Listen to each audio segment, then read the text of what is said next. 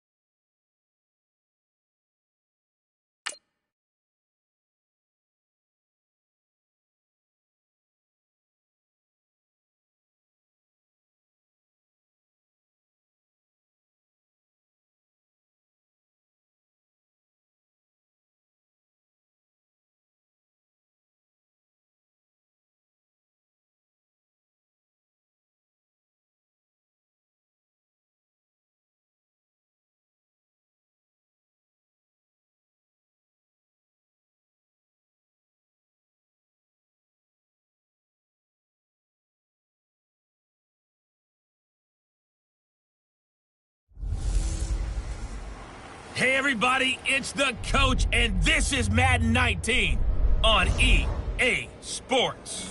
Straight ahead, we'll see the Cleveland Browns behind the #1 overall pick in the draft, Baker Mayfield, take on Derek Carr and the Oakland Raiders. I'll have scores around the league for you at the half, but it's time for a little football. So we'll hand it over to our broadcast team, Brandon Godden and Charles Davis. Thank you, Coach. EA Sports coverage of the NFL brings us to Oakland, California. The pregame festivities here in Oakland have to be seen to be believed. This crowd in silver and black, they are fired up as their Raiders get set to face off with the Cleveland Browns. Hi again, everyone. Alongside Charles Davis, I'm Brandon Gaudin. And, Charles, we look at the Raiders here entering play. They come in 0-3 and in desperate need of a win. And as a team, you start to feel a little bit snake bit. They need something good to happen right now so they know it's not just them. They think they have to make. While for the Browns here, they were winners last time out, so they'll be looking, Charles, to make it 2 in a row. And what I enjoyed when I watched their game tape and their victory last week is they put it together in every phase. Good offense, good defense, and some key plays on special teams. Let's see if they can get that second win in a row.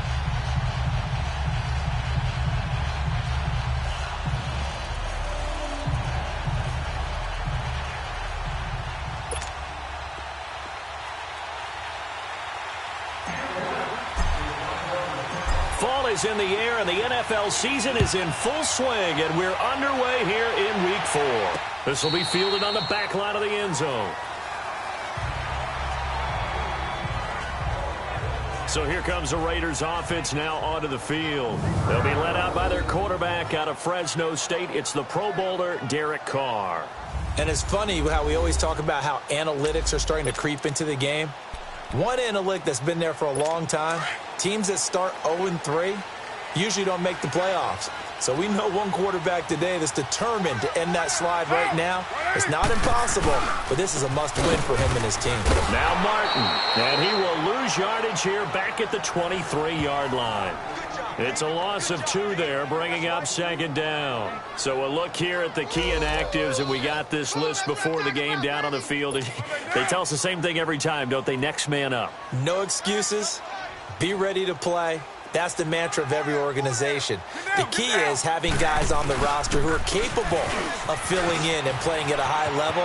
That's when you know you've drafted well, scouted free agents well, and stocked your team just the way you're supposed to. The pickup goes for 16 and a Raider first down.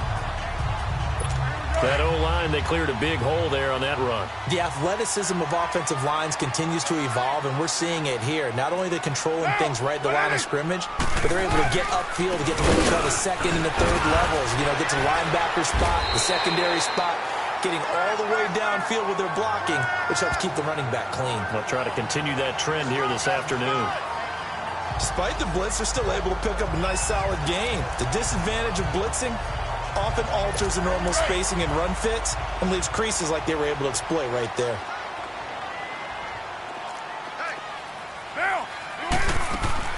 Now they'll throw with Carr. And the hit jarred it loose. It's incomplete.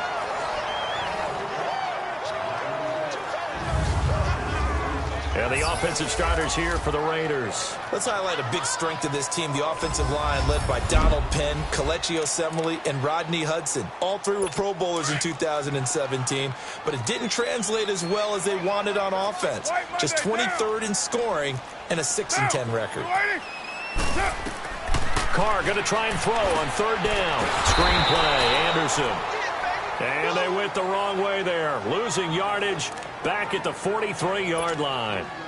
Well, you can see what they wanted to do. They wanted to set up the screen there, but it got blown up. It's hard to run that play if you're not getting a lot of pressure at the quarterback because the space doesn't open up. They were able to read that one and slow it down and stop it before they could get a first down. So here come the Browns for their first drive on offense. Under center, it's the 2017 Heisman Trophy winner as you get a look at Baker Mayfield. Okay, I'm not taking a turn to negative town, even though it's going to sound like it. The 2 interceptions he threw last week, those obviously have to be eliminated, and that was the focus of practice this week. But let's face it, he did throw 3 touchdown passes. And they got the win. And they got the win, so I think it was a good week for him to work on things. Had some positives, the win being first and foremost. Now he's just got to eliminate those interceptions. They go play action here on 1st down. And he rifles it complete, caught by Landry. And they'll get him down here at the 23. The completion good for 3, and it's 2nd down. One thing we do know, he's going to get his catches. So as they move forward defensively, got to continue to focus on not giving up the big play when he does catch the ball in the secondary.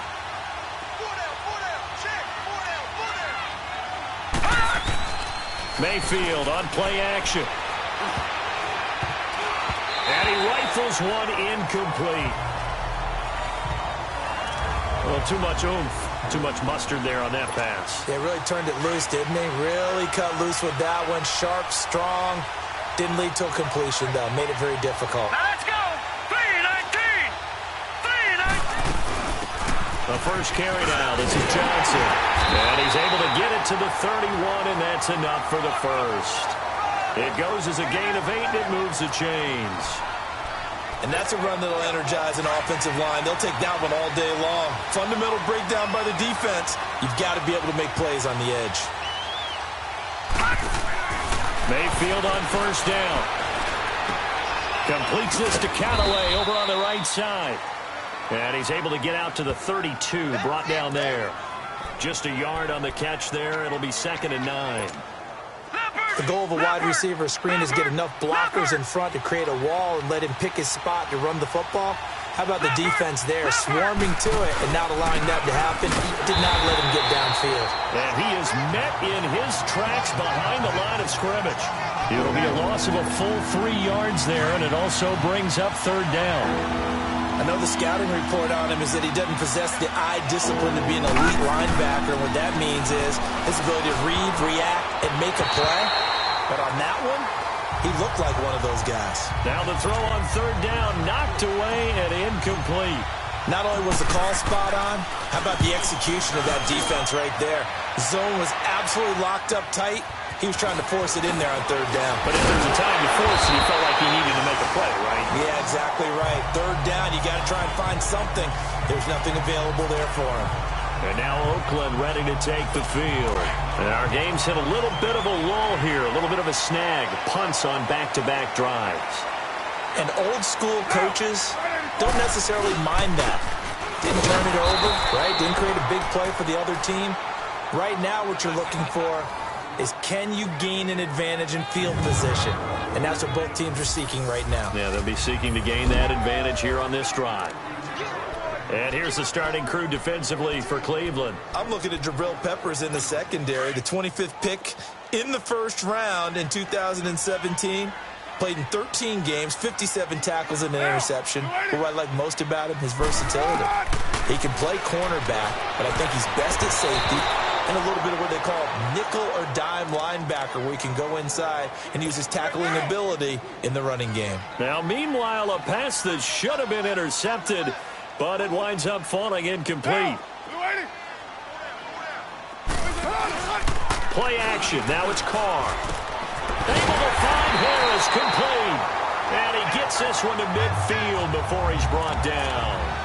18 yards on his first catch of the game. It's a first down. The goal for any offense versus his own defense, find the holes where guys are available and put the ball on the receiver before any defender can step up and fill it. They did it well there. Perfectly executed crossing route. A dump off to Anderson. And he'll go down shy of the 40 at the 41. It'll be a gain of 9, and it'll be second and about a yard to go for the first. I know most of the time when the ball's in the air, you're thinking wide receiver, tight end, but running backs, they can be a big part of any passing offense nowadays. Again, they'll throw with Carr. And on the left sideline, he caught it, but out of bounds, according to the head linesman. Incomplete, so the ball a little late getting there, and it's third down.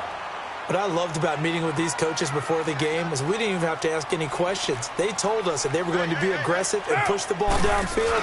They weren't successful on that play, but look for them to try it again later. Out to the flat. That's complete to his running back. And he'll go down shy of the 40 at the 41. Just a 1-yard pickup on the play, and that's going to make it fourth down. Instead of throwing it downfield, Charles, they just tried to dump it underneath there. You like the call? I do. I think it's a high-percentage play because you get the completion, and what you're counting on is your back to use his legs and his elusiveness to make people miss and pick up the first down. In this case, it didn't happen. Mayfield going to lead the Browns up now, 1st and 10 at the 20.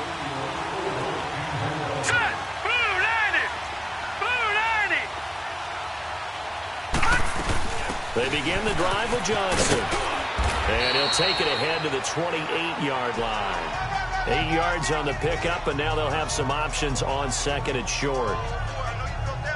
Charles, they won last week despite him not running the ball well. They told us need to get him going. Runs like that help. And they talked to us about leaning on him because, as you noted, last week they didn't have to. Still won the ball game. They leaned on other people to give them the yardage that they needed, but they really want him to be that guy, and that's what they're doing early in this game. Line of scrimmage, the 28 now as they come up on second and a couple.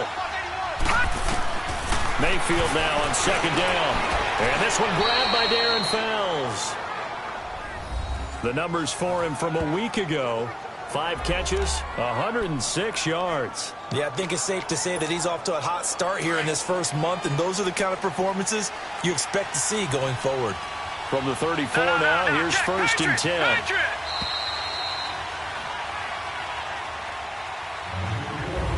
Back with Charles Davis. I'm Brandon Gaudin. The Browns with a football to begin quarter number 2, and they've got it here with a first down.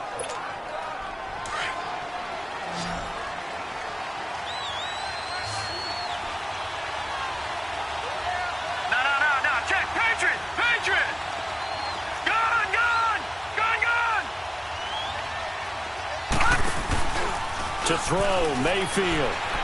They'll roll him out right. And this is caught by Fells, right side. And he'll be brought down shy of the 40 at the 38-yard line. That throw good for 4. It's second down.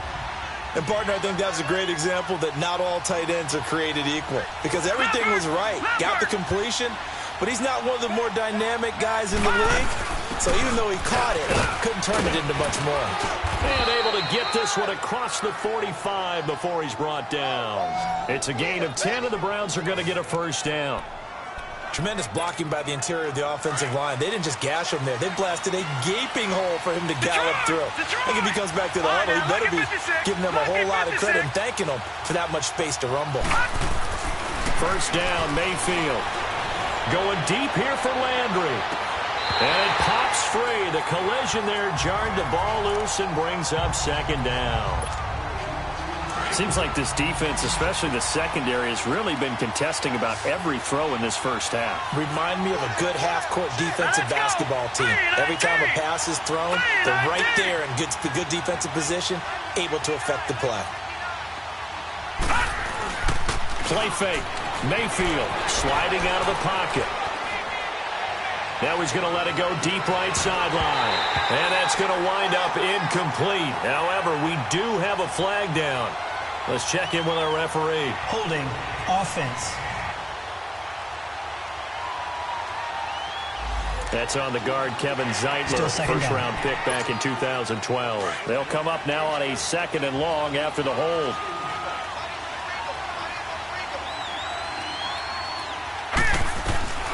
From the gun, Mayfield. He's going to float this one deep right side. And both guys were there, but it falls incomplete. One thing I know from experience is that when the deep ball is thrown and you're the defender, you've got to fight that little bit of panic that emerges. You've got to play the ball really well. It's a 50-50 jump ball play. And guess what? They took a shot. How are you going to win it? And in this case, they managed to get it done. He's going to float this over the middle, deep. And incomplete. He can't hang on. Would have been a nice catch. Instead, it brings up a 4th down. Anytime a defense can sit back in a zone like that, it tends to create a lot of congestion in the middle of the field. Makes it very hard to slot one in. Looked like I-4 at rush hour in your hometown of Orlando, Florida. An absolute mess. That'll go as a 46-yard punt with a return of 7. And the Raiders will take over now 1st and 10. The Raiders offense now, they trot back out. They've had it twice. They've punted twice. Not the start they were hoping for. Not at all, and let's face it, every facility we visit, everyone talks about converting on 3rd down, how big that is. In this situation, they've had to punt it away twice, so they're furiously going over things on the sidelines. What do we need? Blitz coming, and down he goes.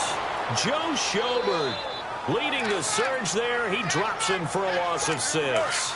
Brandon, if I'm an offensive coordinator and I see an all-out rush like that, I file it away because I'm going to use their aggressiveness against them as this game goes on. I'm going to hit them with a screen soon. On 2nd down, Anderson. And they won't fare much better here as he maybe gets back to the line. Larry Ogunjobi there to make the tackle. Doubling this guy has to be a priority before moving up to the next level because the big fella, he just ate that one alive, just stuffed it. In fact, before the game, he was talking to us, and he's like, hey, these pants make me look fat. And we said, nah, man, you're just a whole lot of guy. He is at well over 300 pounds. He's a big man. It's caught. Nelson. And he's got it past the 30 before he's hit and dropped. Nelson's first catch. Good for a 1st down. Nice catch right there. Brings to mind the sentence, when in doubt, find your veterans. I used to laugh back in the day when they would call guys like him crafty veterans. You get up in your 30s, you're still playing receiver, but you're around that long at that position, you're doing something right. Just remember this. When he was young, he thought the crafty veteran was simply a guy who couldn't run anymore. Now he understands a little bit better. And how about that, partner? That happened in a hurry. Sudden, explosive, gets into the backfield, and spills the play. Yeah, he was AFC Defensive Player of the Week last week because of plays just like that. Back to the ground. This time it's Anderson. And that one blown up quickly as he's going to be stopped before he could even get started. It'll be a loss of a yard, and it's going to be 3rd down and a ways to go here. 3rd and 14. We all know that Myles Garrett was drafted #1 in the NFL for his ability to get to the quarterback. That's his stock in trade. But the underrated part of his game, plays well against the run. Knows how to hold the point of attack. And he'll be brought down right around the 37. It'll be a gain of 8, but it'll also lead to a 4th down. One thing you're hoping for when you run drag routes, you're able to hit a receiver in stride, and he can pick up a lot of yardage after the catch. But in this situation, the defense was effective, able to stop him before he could get a good head of steam going. Mayfield going to lead the Browns up now, 1st and 10 at their own 20-yard line. Now a play fake here on 1st down. Rolling to his right, underneath for Johnson. And he'll get this up to the 30-yard line. 10 yards there to start the drive, and just enough by about the length of the football for a 1st down. Baker Mayfield, obviously the #1 pick overall. That was controversial, though. What ultimately made the Browns go in his way? Well, post-draft, I did hear a Browns executive talk about the efficacy of Baker Mayfield. In other words, how people rally to him, how people respond to him. He talked about seeing him at a workout, how he showed up, yelled out to the other guys. They yelled back with the same response, ran right to him, and they were ready to start the workout. He said things like that and his talent tipped the balance in his favor to go #1. 2 minutes remain in a scoreless first half. We'll remind you once again, coming up at halftime, we're going to check in with Jonathan Coachman in Orlando. He's got stats and scores from around the NFL as we wrap up the first month of the season. No longer is he a rookie, the coach, a true veteran now. A crafty veteran. And he's able to take this one up to the 35-yard line. So the screen good for only 2. Now it's third down. On third down, Mayfield. Dumping it off for Johnson. Again over the top. And he'll be taken down, but not before he gets into enemy territory. The Browns' passing game finding its stride. They've got another first down. We can talk all we want about football being a game of strength and brawn. It's also a game of mismatches, and they're trying to create one there, getting it to their back out of the backfield to make a bigger play. As we often say, and down he goes, brought down a Raider sack. Charles Tapper in there to bury him for a loss of 11.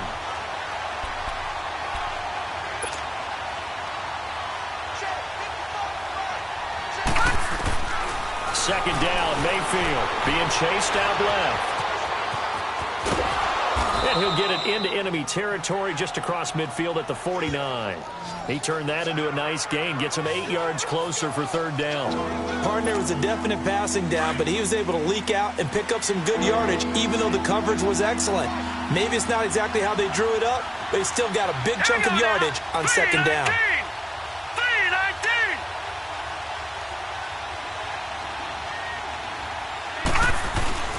Third and long for Mayfield. He'll buy some time right. And he is out of bounds inside the 35. The Browns' passing game finding its stride. They've got another first down. Is under review. After review of the play, here's Britton Colquitt now as he's on to punt for Cleveland. And he's been a busy man here in this first half as he gets it away. And this will be touched by a member of the kicking team inside the 20, and it's at the 17-yard line. 15 seconds, all that remains for this first half as they come up first and 10.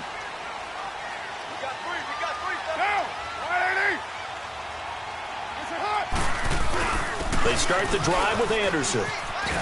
And he's taken down, but not before he gets this across the 25-yard line. Give him 10 yards there, and about by the nose of the football, he's going to have a first down.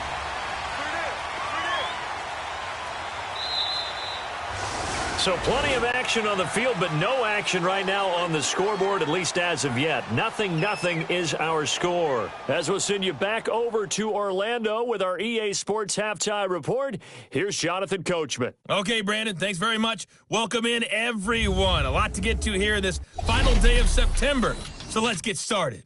We'll get started over at Mercedes-Benz Stadium in downtown Atlanta, where you see the final score there. Jeff Driscoll, 2 touchdown passes as his guys remain unbeaten. From there, we head all the way out west to see what's happening with the LA Chargers. And they've got the lead in that ball game over the visiting 49ers. Phillip Rivers slinging it. 3 touchdown passes there.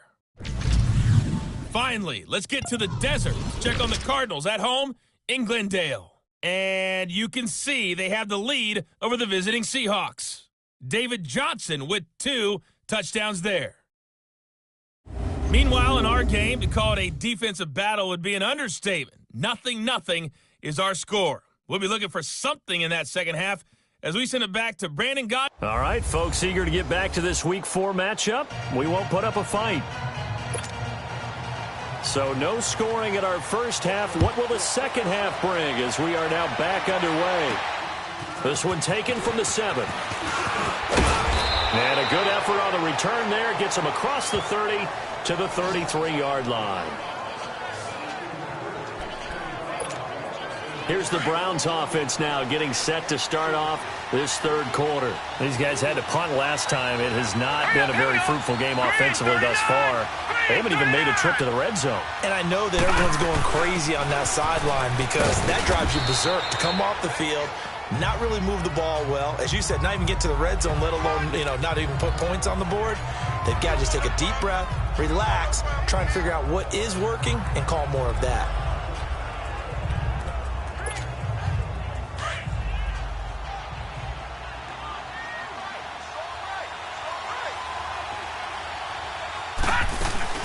go to Johnson again. And hard running's going to get him over the 40 to the 42.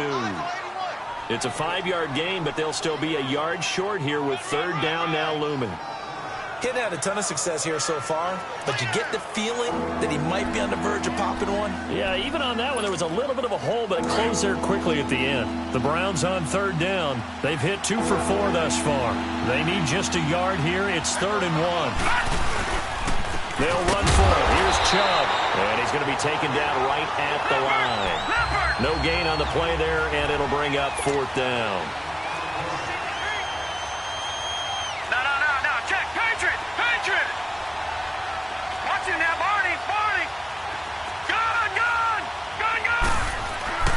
They're indeed going. It's Mayfield. And they will not be able to hook up there. It's incomplete. Boy, a curious decision to go for it. Doesn't pan out. And the Raiders with the football now in excellent field position.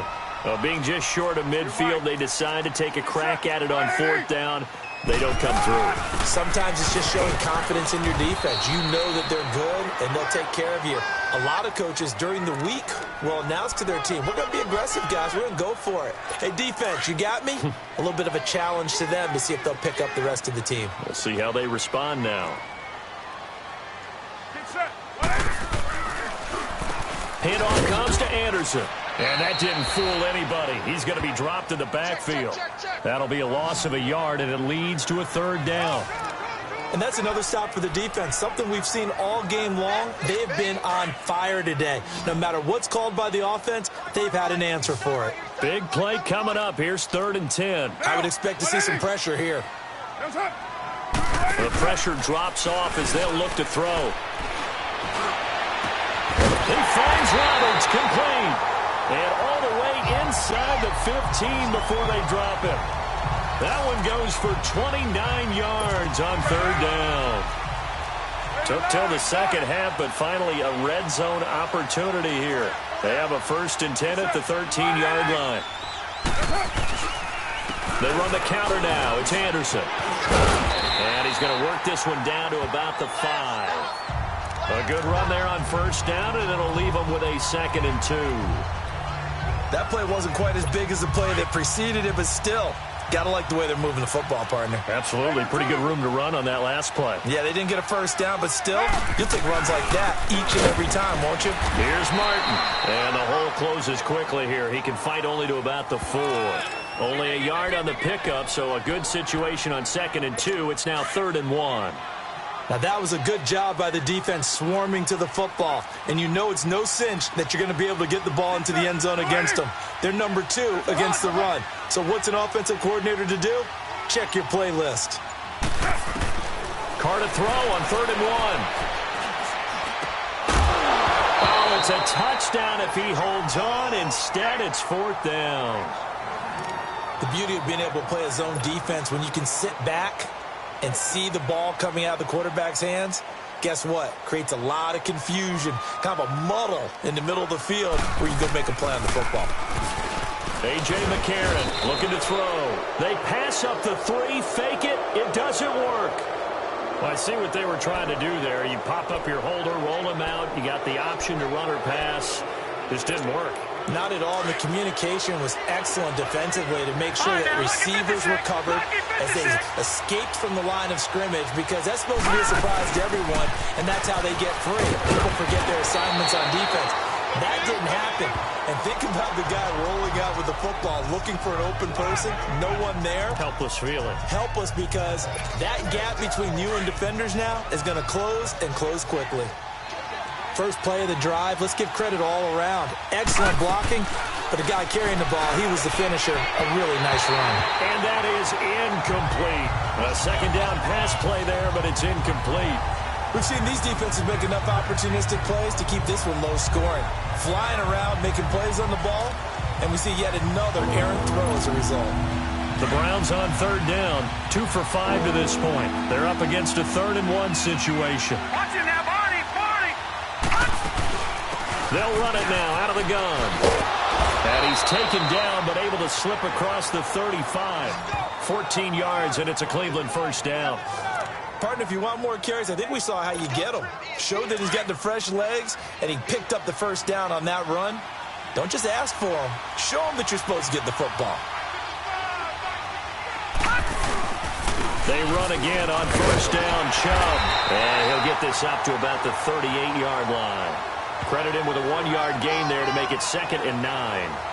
Well, we saw him there trying to get it to the outside, trying to get to the perimeter, but not a whole lot of room there. But there's got to be one positive to that.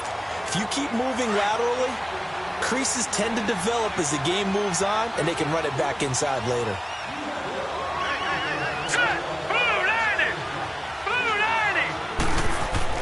Now a 2nd down throw for Mayfield. And that one got tipped, kind of threw everything off. It brings up 3rd. Didn't have a receiver open downfield, and as it turned out, couldn't even find his outlet man because of the coverage. It's way too tight, unable to find anyone open. The Browns on 3rd down.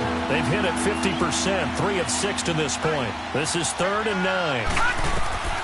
From the shotgun, it's Mayfield. He's got the first down and more past midfield. And finally brought down at the 43.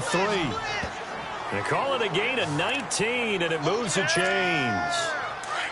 Well, sometimes our pregame meetings do pay off, don't they? What did the guys in the locker room call him? Well, they said it with a chuckle. They called him Old Reliable. Yeah, that means he doesn't move quite as fast as he used to, but he still knows all the tricks, doesn't he? Even that little gentle push-off in order to get open, he finds a way to pick up a first down. It was Maurice Hurst who got him down.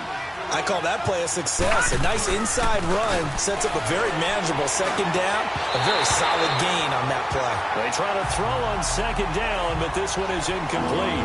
We've seen good cover skills on display throughout this game, really from both teams. And there's another nice example there of them making it difficult to complete a pass. So after the 2nd down incompletion, they'll come up now against a 3rd and 6. Working out of the gun, Mayfield. And he's got his man. That's Landry. And he's taken down inside the 30. The Browns passing game finding its stride. They've got another first down. That was a nicely run slant route, and what the receiver's trying to do is make the defender think he's going upfield for a deeper route, and then breaks it off, usually after about 3 to 4 steps, and cuts towards the middle of the field. And now what he's trying to do is use his body to keep the defender away from the football and give the quarterback a really nice target. Mayfield down. And he's going to be taken down. They sack him on what will be the final play. Back now in the East Bay as we're about ready to rock and roll for the 4th and final quarter. No. Check, Patriot. Mayfield from the gun on 3rd down. Finding fouls complete. The Browns passing game finding its stride. They've got another first down. When this offense can get their tight ends involved, they can move the football. Here, a nice route, able to look it in, and picks up the first down. They go play action here on first down. Dancing to his left. The Browns are in. Touchdown. So we have a score to report after all. How about this? Whoa. Stop the press. Yeah, I know. I just broke Broadcasting 101. I cut in on my play-by-play guy. But think about it this way. Marvin, our crack researcher, just handed us a note. We haven't had a scoreless tie in the NFL since 1943. 43. And we will not have history here in this one, partner. Our first points of the game come in the 4th quarter. I don't think that either one of us saw this game unfolding this way when it all began. No, absolutely not. But, hey, now it's still just a 1-score game, so don't go anywhere. A lot more to play for. Out is the kickoff unit as they run up and send this one away. This is taken at the 3. Oh, good move. And now running right through it. Solid return, pretty good field position. They'll start at the 32-yard line.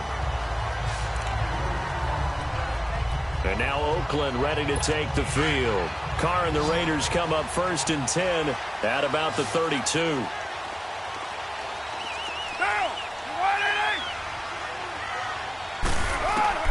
From the gun, it's Carr. Throwing for his running back, and he's got him complete. It's a 4-yard pickup, and that'll bring up 2nd down. One thing I think that's safe to say defensively, the tackling's been really good. And because of that, it's been very, very hard for them to move the ball because you're not getting the benefits of run after catch. They tackle them almost on the spot. That means you have to run extra plays, harder to move it. And able to get this one across the 45 before he's brought down. A Raiders first down. Carr hooking up with Cook. Even though this offense doesn't have a single point to its name, they're not totally out of this game yet. A touchdown here, they could be in business. And how about that last play? Now they got momentum going, so you're the big advocate. Get back on the line of scrimmage. Throw another play at them while you've got them rocked on their heels. They'll get 4 there out of the screen, and it's second down. In order for a screen pass to break big, a lot of things have to come together and be well executed. But all it takes is one small thing to go wrong and keep it from being a big game. Throwing now is Carr. And this is Cook with the grab. And this time he's able to take it down to the 42. And they just keep marching right along. First down on a pickup of 8 there. That was a route run not just with dexterity, but with intelligence. Found the hole in the zone, made sure the quarterback saw him, and was able to make the sure catch and put the down marker back to 1. And he'll be brought down, it looks like right at the 40. Give him a couple on the catch. It's 2nd and 8. Well, the strategy was evident there. Get it to your tight end and make it a one-on-one play with a cornerback. Who's usually going to win that one? The tight end, but not there. Not in this situation. How about the corner defeating that logic and making a really nice tackle? And give him 3 on the screen. He couldn't break free, and it's 3rd down. I thought that wasn't a bad time to call the screen. I thought late game, down on the scoreboard, had to figure they were expecting a pass downfield. Yeah, so the edge rushers, they're coming. That could have hit big. You're right. Good recognition defensively to snuff that one out. Now, Carr again. Roberts with it over the middle. And he works it past the 30, almost to the 25. Give him 10 yards there as this offense is on a roll. This drive continues to plunge forward. Would it be safe to say that as precise as routes are supposed to be run in the NFL, maybe they're not quite as precise in college ball? That's accurate, yeah. And I think we saw a college route in the NFL there. Just find the soft spot, find the dead zone, and find the first down. And that's what he just did. A gain of 6 there on first.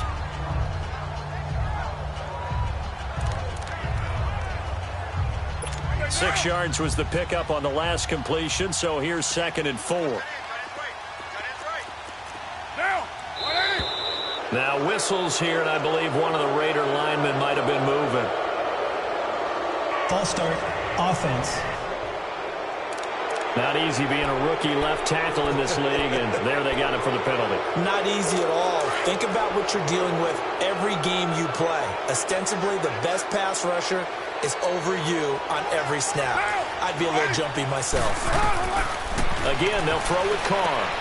They'll try and set up the screen. It's complete. And he'll maybe get back to the line of scrimmage, but no more than that. They'll get nothing out of that one, and it's going to lead to a 3rd down. So nothing there on the screen that time. That means all that great acting they tried on offense went for naught, didn't it? Because you have to try and influence them. Make them think that you're doing something else. Make them think that they can get to the passer by letting them by and then setting up the screen and getting downfield. Didn't happen at all. Give a lot of credit to the defense for not tumbling to that one. Meanwhile, on 3rd down, they take a shot at the end zone, but it's incomplete. This defense was definitely alert to the possibility of the deep ball, and they were more than ready for it. They've got the lead, 4th quarter. Maybe can expect more passes like that downfield. False start, offense. And that'll set them back 5. 1 score down, here we go. They're going to go for it here on 4th down.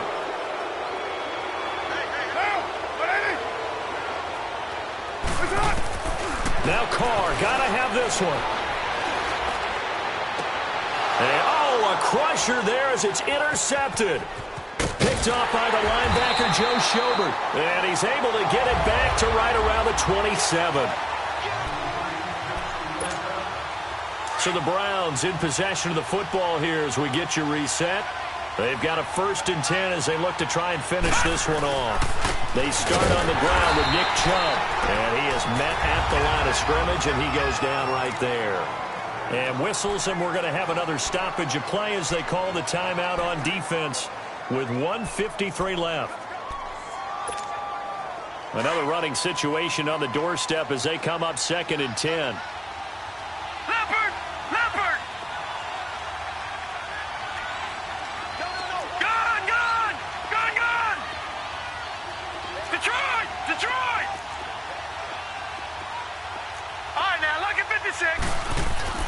So instead of running, Mayfield's going to throw it here. And he can't get a throw off. He's taken down. What a huge play at this point in the game.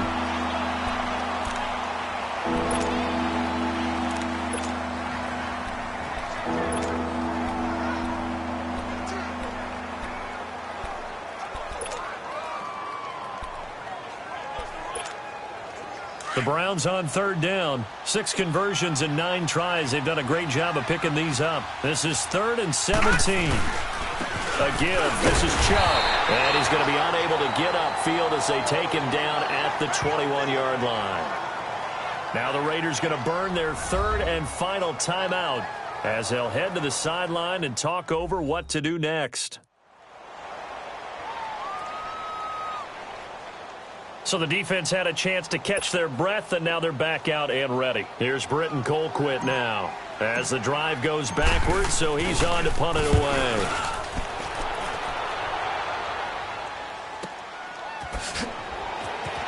And he'll be out of bounds across the 30-yard line. A good kick, 48 yards, 4 on the return. And possession will switch hands, 1st and 10.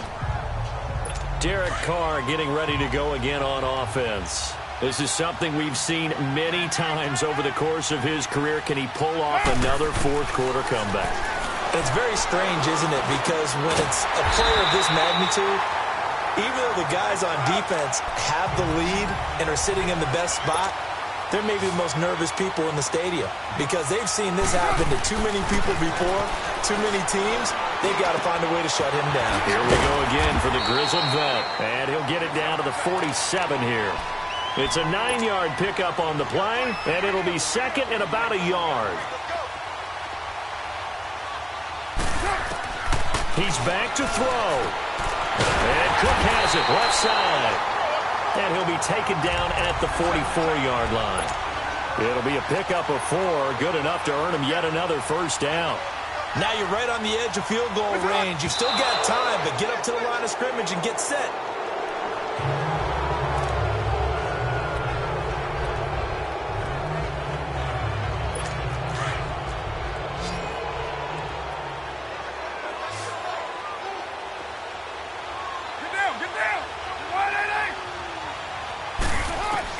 He'll look to throw. And, a crusher there as it's intercepted. Picked up by the Michigan man, Jabril Peppers. And a big turnover there as his guys will get the football back. Thought they had something going there to break that goose egg here in the 2nd half, but to no avail. Hope was alive until that interception.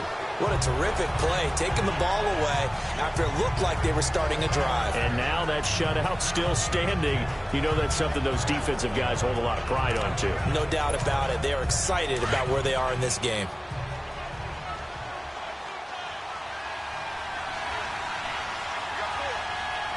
All right, here we go. Blue 90! Blue 90!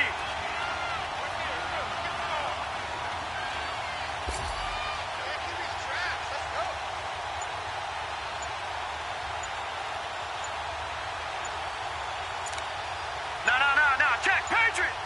The Browns in victory formation now as they take the knee.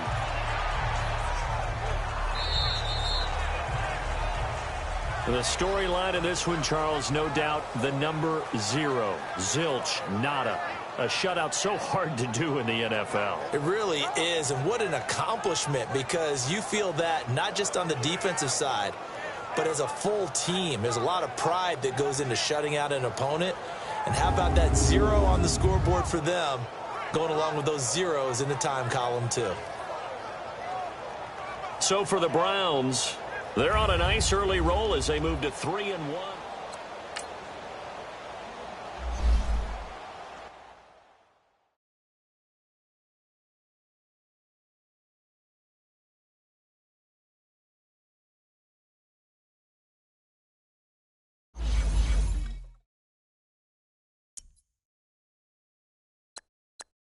Now, let's take a minute to see how you can improve your team.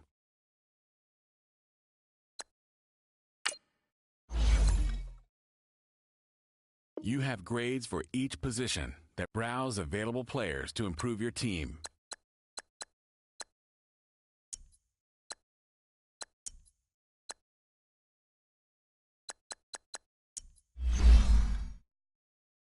Scouting points are earned every week. Use all your points, as a portion of the remaining points will be lost when you advance the week.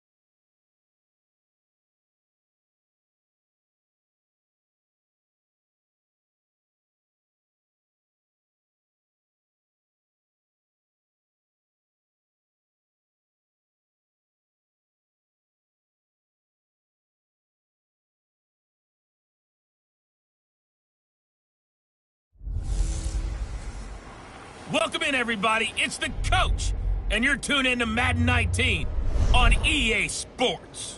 Straight ahead, we'll see the Baltimore Ravens and their dynamic rookie quarterback Lamar Jackson as they get set to match up with the #1 overall pick, Baker Mayfield, and the Cleveland Browns. So with that, let's get up to First Energy Stadium in Cleveland. For the call, we welcome in our broadcast team, Brandon Godden and Charles Davis. We are just a stone's throw away from the Rock and Roll Hall of Fame as we get set for football at First Energy Stadium in Cleveland, Ohio. This was the scene a few minutes ago. The dog pound in full roar as their Browns emerge from their tunnel. They're ready to go as they get set to match up with the Baltimore Ravens. Hi again, everyone. With Charles Davis, I'm Brandon Gaudin. And, Charles, we look at this Browns ball club.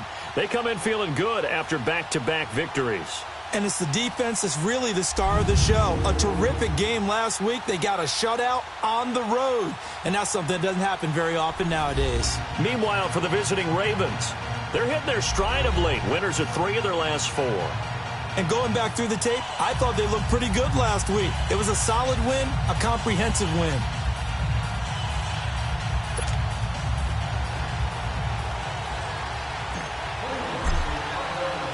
Strap in. This will be a good one. 2 one-loss teams getting together as they're underway on EA Sports. This is fielded a couple yards deep. They'll bring it back to just about the 25. Call it the 24-yard line. So here come the Ravens now, ready to get the football for the first time. As we get a look at a guy who grew up in Florida, played his college ball, of course, in Louisville. It's the electric Lamar Jackson. And he ought to have a lot of pep in his step after last week's performance because he did exactly as you want him to play if you're a coach. 3 touchdown passes, 0 interceptions, which usually means you're making a lot of right decisions out there. And got him the win. Now the first carry for Ty Montgomery. And up to the 35 before they're able to knock him down. A gain of 11 to kick off the drive, and it's a quick first down. Usually we see runs like this as the defense breaks down later in the game, but this guy is setting the tone early, running through all types of tackles and put the defense back on its heels. All right, here we go. Green, 39. Now a play fake here on first down. Flush to his, and he's going to lose a yard or 2, taken down behind the line. Emmanuel Ogbah able to run him down for a loss of a yard. So a look here at the key inactives, and we got this list before the game down on the field. They tell us the same thing every time, don't they? Next man up. No excuses. Be ready to play. That's the mantra of every organization. The key is having guys on the roster who are capable of filling in and playing at a high level. That's when you know you've drafted well, scouted free agents well, and stocked your team just the way you're supposed to. And this O-line, it is the lifeblood of the offense. They establish the tone. Mean, nasty, physical. They can't wait to get after people. That allows the rest of the offense to feel confident.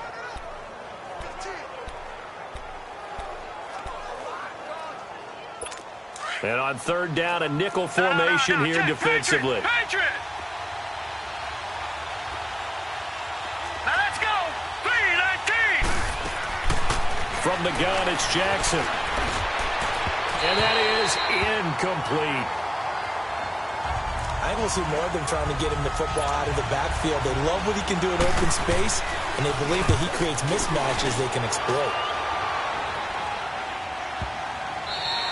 And that one hits a little too close to the goal line, and it continues into the end zone for a touchback. So here come the Browns for their first drive on offense. Orchestrating the offense will be the top pick in the 2018 draft, and that's Baker Mayfield.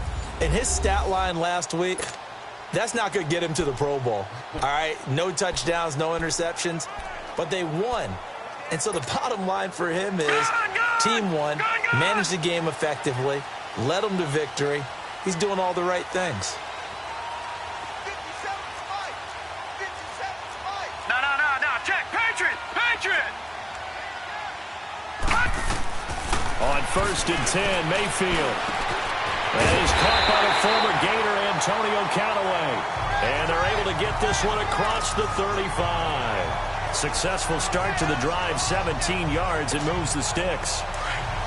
You can see the time and effort and thought that they put into their passing game because it was evident right there. It looks like a simple pitch and catch, but you and I both know that they had planned for this and worked hard to make it happen. And able to get this one across the 45 before he's brought down. It's a gain of 10, and the Browns are going to get a first down. Well, no slow start here. A couple nice chunk plays back-to-back. I love the momentum that they're showing here early because they did it both ways, right? Threw the ball on first down for a nice chunk of yardage. Came right back and ran the ball. Looks like they've got the defense set back on their heels. Let's see if they can keep this moving. Pressure from his right, and he goes down hard, flat on his back. Carl Klug in there to make the sack. He buries him for a loss of 10. Sometimes I watch games and wonder why they use play fakes on certain passing situations because it's not going to fool anyone. I don't know if that was the case here, but the end result was the same. No one fooled. The quarterback was hit. No gain on the play this time, and it'll be a 3rd and long situation coming up. As usual, the hallmark of a good run defense, linebackers making plays near the line of scrimmage. Absolutely nowhere to run there. Going right side here, and that's complete. And they've got it well across midfield down to the 40 before it's all said and done. But they convert on 3rd with a gain of 22. Well, from their point of view, this game could not be starting out much better, could it? Force a punt on defense, and now they're moving it crisply on offense. Crisply, I like that. Yeah, moving it very, very well. Looks like the defense on their heels a little bit. You put a score in here, long way to go, but you're right, that's a heck of a start. Yeah, and I think this is where the play caller is looking at his play sheet and saying, do I have that dagger play? Do I have that play and just finish them off right now? Because I think they'd love to gain that big advantage early. They tried a quick hitter inside, but that one was swallowed up because what they're hoping, this big defensive lineman will take the bait and move laterally and open up a crease that they can run through. Didn't happen on that play. Throwing there, but this pass is going to wind up incomplete. They went with a dime look on defense. 2 extra defensive backs on the field and covered up essentially every blade of grass. That allowed them to disrupt the play. On 3rd down, Mayfield. And he fires one, but incomplete. Let's face it, perfection is something we all chase, whether it's playing this game or whatever we do. Hard to attain, but that's what they were searching for as that pass goes incomplete. And this will split the uprights. It's right down the middle, and the Browns are out to a 3-0 lead. These kickers now, it's like we take them for granted. Kicks like that used to be such a big deal, and now you just expect them to make it. Yeah, you're exactly right, and we shouldn't take them for granted, but I have a theory about it. You want to hear it? Yep. They are more athletic now than ever before. Talk about kickers. Trace their backgrounds, trace their history. You'll find that they were big-time athletes all along, but their kicking was so prevalent that we made them specialists. Well, and now those 50-plus yarders seem easy for some reason. This is going to put them back with not great field position. So they really got zero benefit at all, right? Sometimes you can absorb a penalty when you get a big return. Then the penalty brings it back, but you still have great field position. As you pointed out, not in this case. Handoff comes to Montgomery. Finding room at the 30. And he's all the way up to the 39-yard line that time. Good yardage as he rumbles for 24 and a first. Well, when you're able to break a run against a cover 2 or a 2-deep zone, safeties are back a little ways. What you're counting on is the guys taking care of business up front and then maybe climbing to the second level, that offensive lineman or tight end getting up to the second level and able to block the safety in order to create a big run. Yeah, making those linemen work with a couple blocks. They look good doing it there. So line of scrimmage still the 39 on 2nd and 10. All right, here we go. Play action. It's Jackson. It's brought in here by Willie Snead. And taking it across midfield and inside the 45. The Ravens get a new set of downs, give them 17 on that pickup. I think it all came together there. In-breaking route, drove it with excellent pace. Money throw right there to move the sticks. Set, blue, landing. First down, here's the run with Montgomery. And past the 35, he'll be dropped a yard or two shy of the 30. Another nice gain, 13 yards that time, and another first down. Getting the sense, Charles, they're going to put a big emphasis this afternoon on the run game. And why not? What we're seeing so far, it's working pretty well from them. And here's the best part. We always talk about the best performers do their job when the lights come on. I think he likes natural light best. Down to about the 22 here. A nice run there, 9 yards, and it'll be second down. Someone's looking fresh, and this O-line is definitely licking their chops. Everyone likes to run block. If you're an offensive lineman, nice early burst, nice gain, too.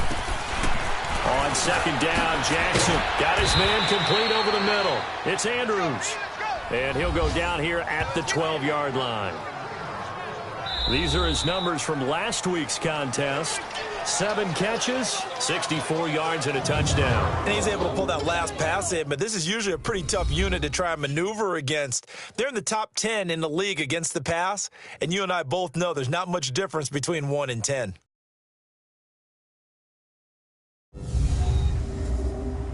The NFL on EA Sports is fueled by Gatorade, the sports fuel company.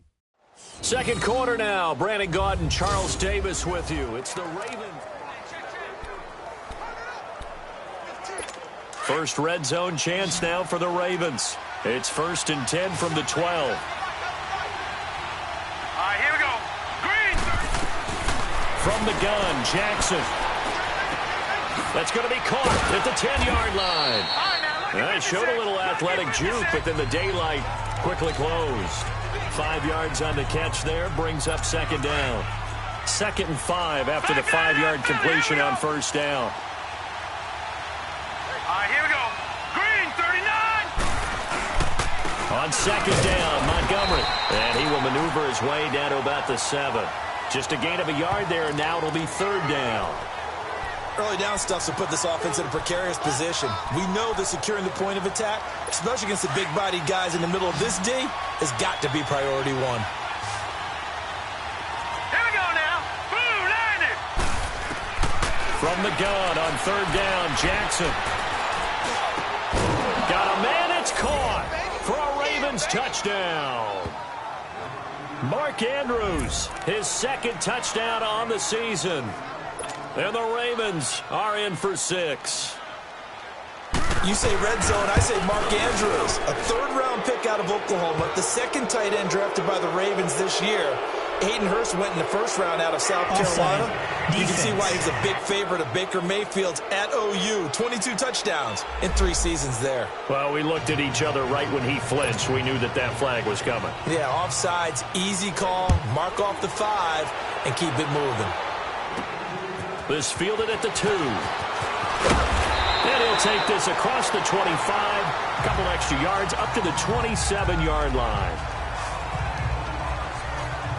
And now Cleveland geared up to take the field. And fortunate to get points on the board last time. They had to hit a really long field goal to do so. The kickers in today's game are so good and so skilled and hit from distances that we almost start to take them for granted, and we can't do that. That's a long field goal that they got 3 points out of. They've got to feel good about that, and they better make sure they love him up because he's helped them out. Yeah, now we'll see if that offense can put 6 on the board here. We'll see. Throwing, Mayfield to the right side, and he's got Landry complete. First catch for last year's NFL catch leader, and it's a first down.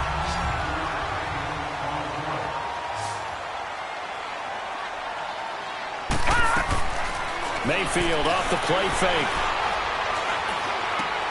And he rifles it complete, caught by Landry. It's a loss of a yard there, and now second down. Well, that was a simple throw and catch, but even with that completion, 0 yards gained, so they're behind schedule. I'm down in distance. I think they were hoping to get it to him. He could make a man or two miss, but that window closed quickly. And he'll push this forward only to about the 42-yard line. Give him 2 on that run, and they're still left looking at a third and about 9 to go. And the big fella stuffed that one up in a big way. I think doubling him has to be a priority because you can't move up to the next level if you don't take care of him first. He may try and run for this. Give him 9 on the play, and that's going to bring up a 4th down. That was a good effort there trying to do it on his own, but as a defender, you're in a tough spot because you have coverage responsibilities behind you, and if you take off too quick to try and get him down, he might loft it over your head. So better to track with your man defensively than try to go up and make a stop on the quarterback. Exactly right. What you're hoping is that your guys in the front 7 can get him down. Just a gain of 3, but they'll certainly take it as they convert on 4th down. For those vertically challenged quarterbacks, here's a time where they will tell you it's an advantage to be a little bit on the smaller side, able to duck in behind their offensive line and stick the ball across the imaginary yellow line for a first down.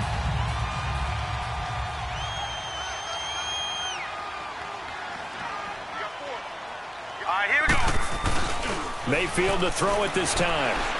Steps away to his left. And he'll toss this one incomplete. Seeing no options, he throws it away. It's been my observation there's been a nice variety of play calling defensively. You and I often talk about an offense's ability to keep a defense off balance with what they're doing. I think the converse has been true in this game. I think you're right. They seem to have gone off tendency quite a bit, but only the second quarter, a lot of time to change things. They'll get only a couple down to the 44. That didn't appear to be a run blitz. He just darted in once he saw the run develop. That appeared to be a case of see ball, get ball. Mayfield to throw it, escaping the pressure right. He can run for it, and he will. He opted to go with his scramble, gets 2 yards, and now it's 4th. He'd had some success as a runner previously on this drive, just not as much space there that time. Yeah, this time when he pulled it down, they were ready for him. Pressure comes, and it's blocked. The Ravens block it.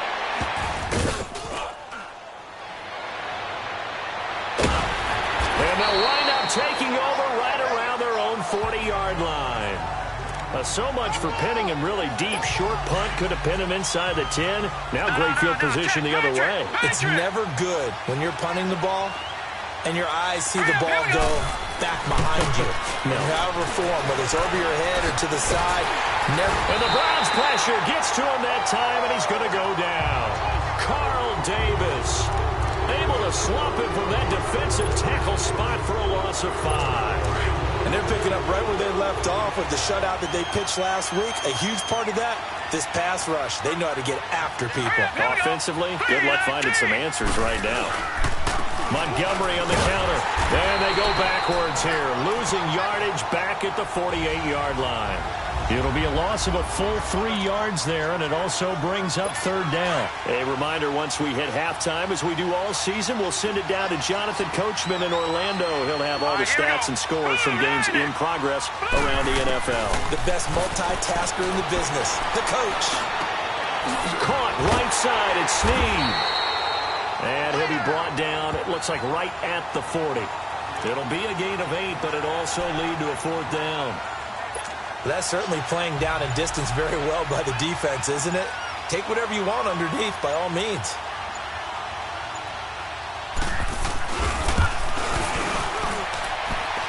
And this is good from 57 yards out. That was bombs away right there. These kickers now, it used to be that a 50-plus yarder was cause for celebration. Now, seemingly automatic. Yeah, isn't it funny when we prepare for a game, when you look at the backgrounds of these kickers, it's interesting, isn't it, to find out they were all-state quarterbacks, receivers, defensive backs, all-state wrestlers, right? Baseball players. We're finding athletes all along, and now they're just specialists putting it through the posts. And now the Browns coming out on the field.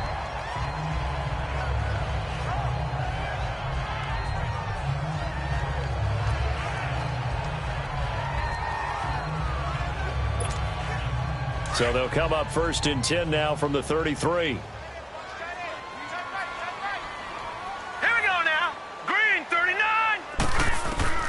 Mayfield on 1st down.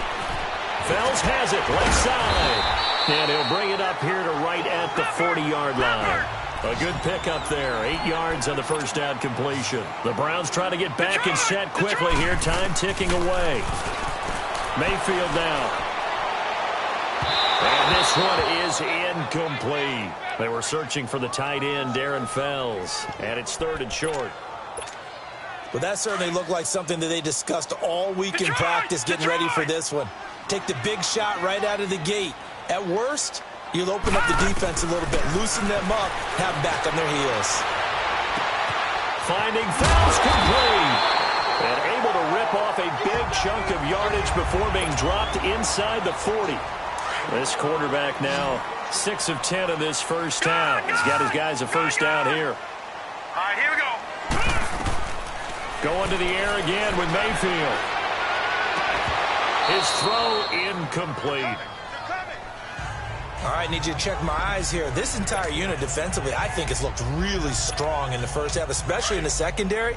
They've been cohesive, fast to the football. We just saw another example arriving there to help knock that one away. On 2nd down, Mayfield again. And incomplete there. A nice hit. Jars the ball free and brings up 3rd down. That would have been a great catch, but it's real difficult to hold on to it because it was contested all the way. Would have been a great play if he'd been able to haul that one in. So back-to-back incompletions, and that has him staring at a 3rd and 10. Now Mayfield. He may try and run for this. And now the Raven defense going to call a timeout as they'll stop the clock with 24 seconds to go in this first half. So out comes a field goal team now for the 2nd time here today. He hit his first. Now this one from 48 yards away. And this one looks good. It is good. Right down the pipe. And that'll bring them back within 4. So the 3 points here, they're still down, but they put somewhat of a dent into that lead going into the break. Anything helps when you're trying to chip away at a lead, but they do know that they're going to need a little bit better effort in the second half. And not wanting to risk anything here late in the half, he'll just take a knee, and they'll bring the football out to the 25. Ty Montgomery in the offense getting set for their next drive. And he's well on his way to a 100-yard game. He's already more than halfway there. We're only in the 2nd quarter. And what I've always loved about running backs is they'll tell you, I had no idea how many yards I had. Right. Those guys have an innate sense of where they are in a ball game and how many yards they've accumulated because you know they're always working towards 100. He's been working well towards 100 here. Clock at 20 seconds to go in the half as they come up 1st and 10. Now let's go. Green 39. Green 39. To Montgomery to begin the drive. And he's brought down, getting this one up to about the 35. It'll be a gain of 10 to start the drive out, and by a few inches, that'll be a first down. That's it, baby. Ball up to the 35 now as they come up on 1st and 10. So we have reached halftime here with the visiting Ravens out in front as we send you down to Orlando where Jonathan Coachman has our EA Sports Halftime Report. Coach. Okay, Brandon, thank you very much. More from you two in just a bit. But first, let's get everybody caught up with what's going on around the NFL here in Week 5. We start with a very good matchup at Heinz Field.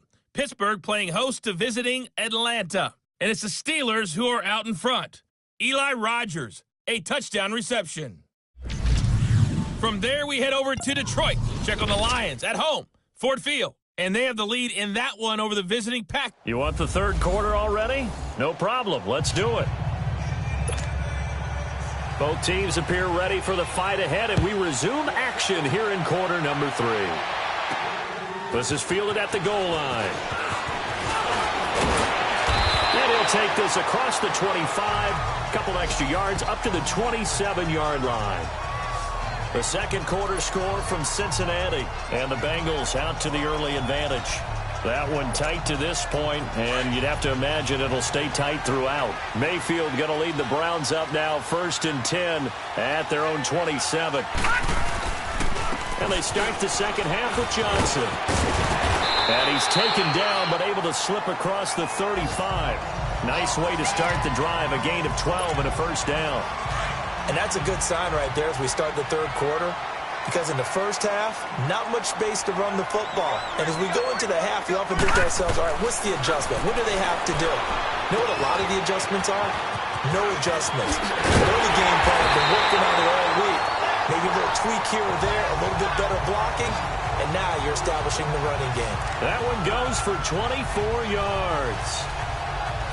Good throw, good catch, but I really like the route. The drag and being able to run away from defenders. Hard to stick with them for that long. Yeah, better against man than zone, or better against man, because now you're running away from someone and you're not running into a defensive player in another zone. And a solid run down inside the 30.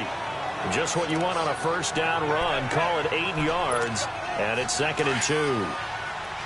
And there we saw one of the downsides of blitzing during a rundown, because sometimes you get out of your gaps. You don't fit the run quite as well because you're headed towards the ball carrier with abandon. And Callaway taking it in left side.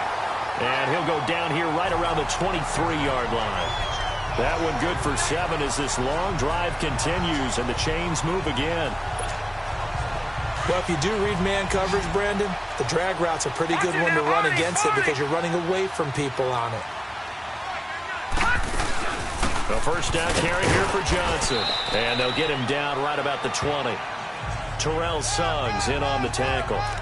Well, we just saw a great example of what we talked about with his coach prior to the game. He's definitely one of the better linebackers at reading a play and flowing to make the stop before it turns into something big. Leopard! Gone! Now a second down throw for Mayfield. Eluding the pressure right. And the hit jarred it loose. It's incomplete. We have not seen a whole lot of wide-open receivers. Everything seemingly has been contested. And that's another nice job there to force an incompletion.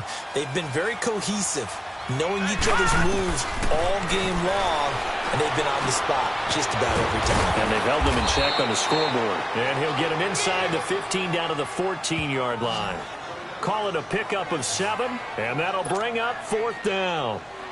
A short gain that doesn't get them the first down brings up a 4th down situation. Really nice job defensively. They knew where the sticks were. They got the stop before it. So it's a 3rd field goal for him now. He's accounted for all 9 points. I look down to the sideline, though. You can just tell they weren't too happy for 3. They wanted 6. So they have to have 6. Look, he's keeping them afloat, but they really need to do exactly what you talked about. They need to get into the end zone and score some touchdowns. Otherwise, he's going to have to kick a lot more field goals than just the 3s already put through the posts. The Ravens offense getting ready now for their first possession of the second half. Jackson and the Ravens come up now 1st and 10 at the 20. Hurry up, here we go. Blue, land it. They'll start on the ground with Montgomery. And he'll get this up over the 25 to the 26. A solid run on first down. Gain of 7 leaves him with a 2nd and 3. Well, no matter how they phrase it, staying on schedule, staying ahead of the sticks, whatever you want to call it, 7 yards on first down, that fits the bill. Now it's Jackson. Got a man over the middle. It's Williams. And he'll get it up to the 33-yard line. First target, first catch, and a first down. That's a staple of this offense. Drag route to the tight end. Yeah, he's unable to use his size to break off much more yardage after the catch, but still an effective gain nonetheless. And this is the 10th carry for Ty Montgomery. And he'll be taken down right around the 34 after a pickup of only a yard. They tried a quick hitter inside, but that one was swallowed up because what they're hoping, this big defensive lineman will take the bait and move laterally and open up a crease that they can run through. Didn't happen on that play. Now Jackson on second down. He's got it to Williams. And he'll get it out near the 40 to the 39. That catch good for 5. It's third down. I think it's okay there. They didn't get a whole lot on that play, but it's nice to have a safety valve that's built like this guy. Big target, guy you can spot pretty easily. Put it on him when your other targets aren't open. And he'll bring it up here to right at the 40-yard line. Only able to get back a yard for his efforts, and that leads us to fourth down. How about a tip of the cap to the defense? They're working against a very mobile quarterback, but all day long they've kept him under wraps. And on that play, they held him to a short gain. Heading out as the Cleveland offense now as they get set to take over here. And last time they got 3 points, but it was a chip shot field goal. And when you go to the sideline after a chip shot field goal, maybe the offense not too happy. It's a balancing act, isn't it? Because you're exactly right. They're none too pleased that they didn't punch it in for 6 points. But they also have to remember they did put points on the board. 3 points is 3 points. And in this league, you take points when you can get them. Not easily done. He's got his tight end. It's Fells. And they'll bring him down here right around the 17-yard line.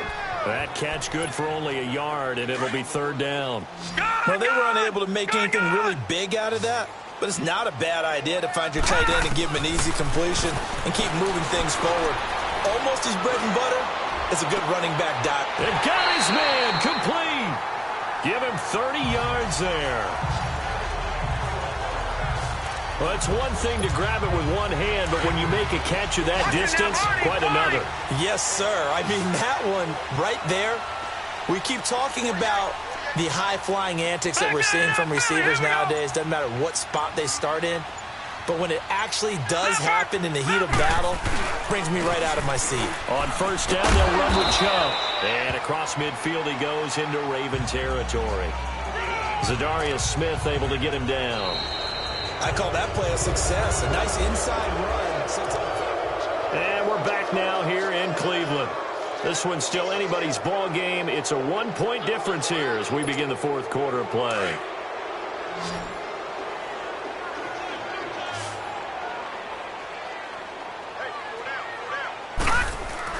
Mayfield now on second down. And this is caught by Fells, right side. And all the way inside the 15 before they drop it. A gain of 32 that time. Well, from an offense's perspective, that sure was pretty because the corner route is extremely difficult to defend from my perspective. What we just saw there, is that sort of the evolution of the tight end position? Yeah, I think it is because more and more tight ends are being treated like wide receivers. These are some agile players who can make a play in any spot on the field. Now a throw to the end zone on first. Got the double coverage on him. Made it very tough for him to get the ball.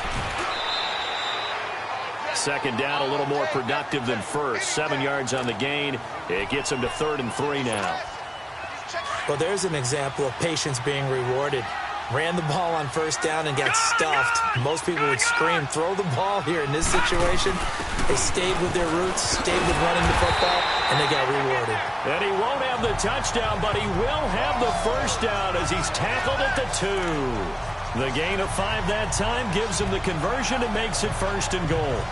On third down, that's a good job of situational football and understanding where the first down marker was and getting there. And the question now, how do they want to work the clock here on 1st and goal? A field goal would give them the late lead.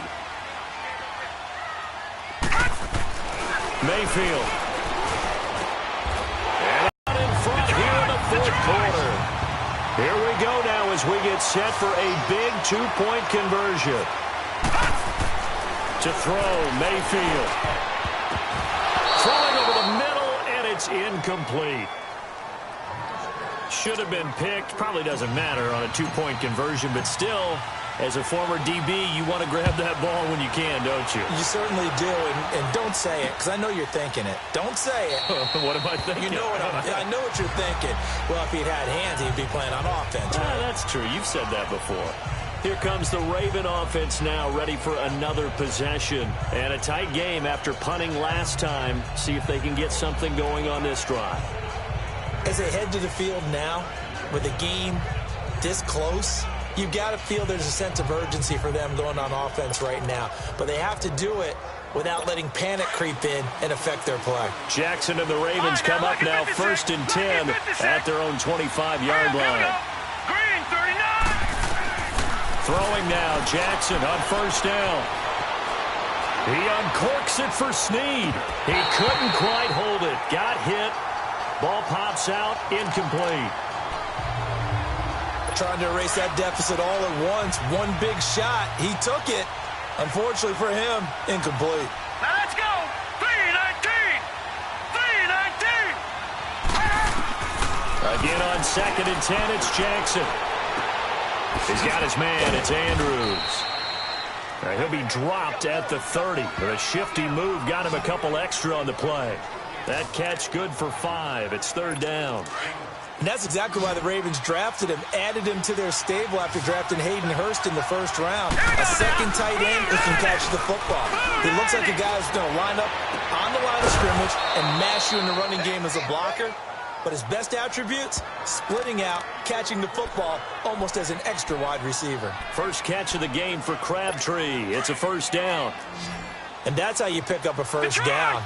Not only does he make the catch, but has enough body control to get his feet down inbounds, toe tapping and dragging to make sure. Nowhere to escape, and he goes down.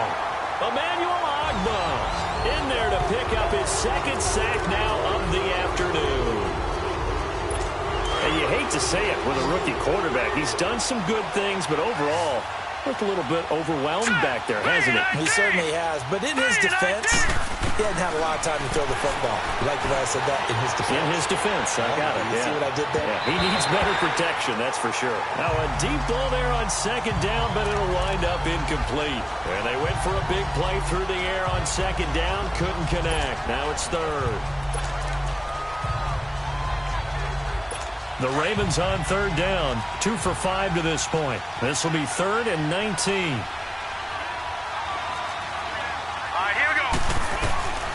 From the gun, Jackson. It's a short one here, complete to the tight end. And he'll go down right around the 47 this time. They do get 9, but it leads to 4th down. He wasn't the primary target, but I think it was almost like a check-down situation, wasn't it? Yeah, hoping he can break some tackles, a big tight end, but he couldn't do it. Yeah, get it to that big frame and hope he could scatter some bodies, unable to get it done. There's Baker Mayfield as he and the Browns offense comes back out. He's had quite the turnaround, Charles. At the start of the game, passing game was a little bit of a mess, but he's back on the horse, so to speak. Love seeing how someone can rebound from a slow start or a tough start. Means that they're strong mentally. They've kind of calmed themselves down. Everyone's rallied around them. Maybe they even changed game planning a little bit in order to make things better for him. The former Charger All-Pro Eric Weddle on the stop. Brandon, you know how many times we've done games, and at the start of the 4th quarter, we see both teams hold up the 4 fingers, 4th quarter is ours. Well, how about this drive? You saw the 4 fingers for 4-minute offense, and this offensive line has really hunkered down and established themselves. Now, this is where they say, put the game on our shoulders, we'll lead the way, right? No doubt about it, and let me tell you, if you're a running back, all you want to do is get behind those big fellas, have a little vision, and find some space. And a solid way to do that on the first play of the drive there. And we see another pitch and catch there to the running back. This position just continues to evolve. They become just as critical to the passing attack as a lot of receivers, tight ends, because their ability to make people miss in the open field can really generate big plays for an offense. Not much room here as he only gets it to about the 30. 2 yards on the pickup there. It's 4th down. Here's Britton Colquitt now. And remember, he had his first punt blocked.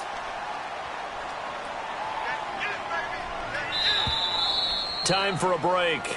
We'll come back for the electrifying conclusion after this. So the Browns in possession of the football here as we get you reset. And let's see what they've come up with offensively after having time to talk it over. And they will touch him down, but not before he gets the first. And now the Raven defense going to call a timeout. It's just their first. They've got 2 more to use here in the final stages. And not totally home free yet, but it's looking good as they come up 1st and 10. They'll hand it off now. Johnson avoids him at the 40. And they'll get it up just short of the 45 at the 44. And whistles, and we're going to have another stoppage of play as they call the timeout on defense with 1:53 left.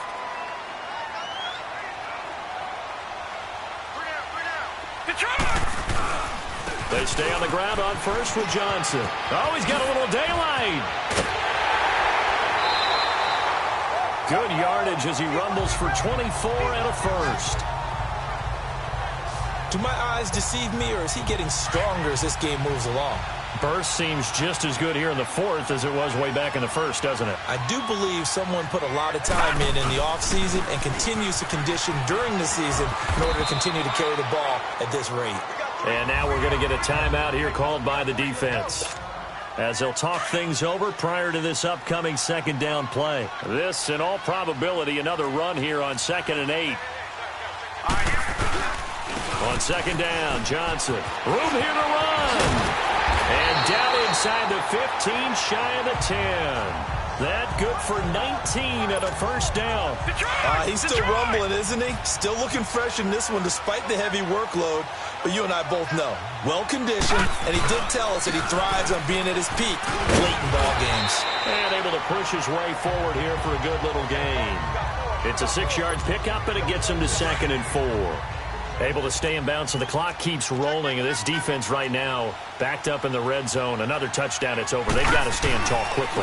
Been in this spot before. Now there's a little bit of desperation creeping in. And all you're doing when you're talking to your defensive teammates is, first guy there, hold him up. Second, third guy in, rake at the football. Get it out. We've got to create a turnover because one more score, and this game's over. On third down, it's Nick Chubb. Oh, no, he lost the football. And the offense will get this one back. Boy, that could have been catastrophic at this late stage of the game, but they avoid disaster. After review of the play, the ruling on the field is So on reversed. fourth down, out trots the kicker in a big spot here. From the left hash, should be a fairly easy one here. And his kick is good. And the drive will wind up yielding 3. But from a defensive perspective, though, I think maybe they're saying, hey, we did what we needed to do, kept this a one-score game. Yeah, without a doubt, because they were able to bleed some time off the clock, right? Put themselves in a good position, but it's not out of reach yet, okay? Being able to hold them to a field goal means that they do have a chance to come back and win this game. Lamar Jackson marching back onto the field. Yeah, this is a spot where you can learn a lot about a young quarterback. And that's why they brought him into the organization, because you don't just bring them in strictly for their talent. You think that they have that something special in them that will allow them to function in these types of situations. Now it's time for them to be clinical and not emotional. You know your play sequence. You know what has to get done. Get the ball to the right people, get out of bounds, and get it downfield and try and score. Yeah, he's trying to earn his stripes here for a winning drive. Work with me, partner. Take a deep breath, because that's what they're doing down the field now. That incompletion allowed them to exhale a little bit. Get in the huddle, kind of scan the crowd, see if any celebrities are here. Relax a little bit as they start this big drive. So a loss of 5, and it'll be 2nd down. So after the penalty, heading in the wrong direction, 2nd and 15. They'll look to throw.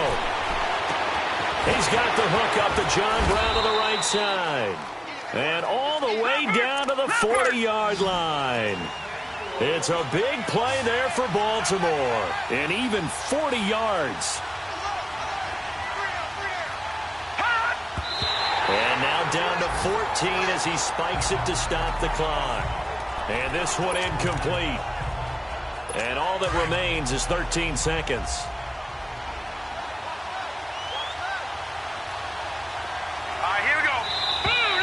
Now flags come in.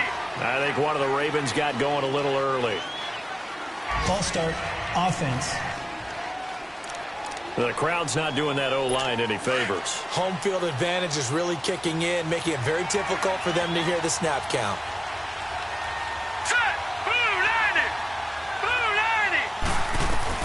Back to throw. That'll be incomplete with 9 seconds now showing on the clock. Crabtree, the intended receiver, and it's 3rd down. There's definitely contact there, but it's the fourth quarter of a kind of tight game, and sometimes the officials just say, let them play. Kind of like your mom used to, you and your brothers, just take the broom to you and send you out to the backyard and tell you to settle it yourselves. I like that, yeah. There was contact. I don't know, like you said, enough to warrant the flag. It was close, though. And he'll go out of bounds inside the 15-yard line. But, Charles, a one-score game. Down to the end we went. They had one final play in that one-score game. We all knew what was coming, the Hail Mary. They just couldn't get it done. Wasn't exactly complicated, was it? We all knew, as you said, and go long and see if we can find someone open. They didn't get it done. Someone's happy. Someone is not. So for Cleveland, they boost their record up to a strong 4-1. And next week, they get to stay home again as the Los Angeles Chargers come to town. Meanwhile, for Baltimore,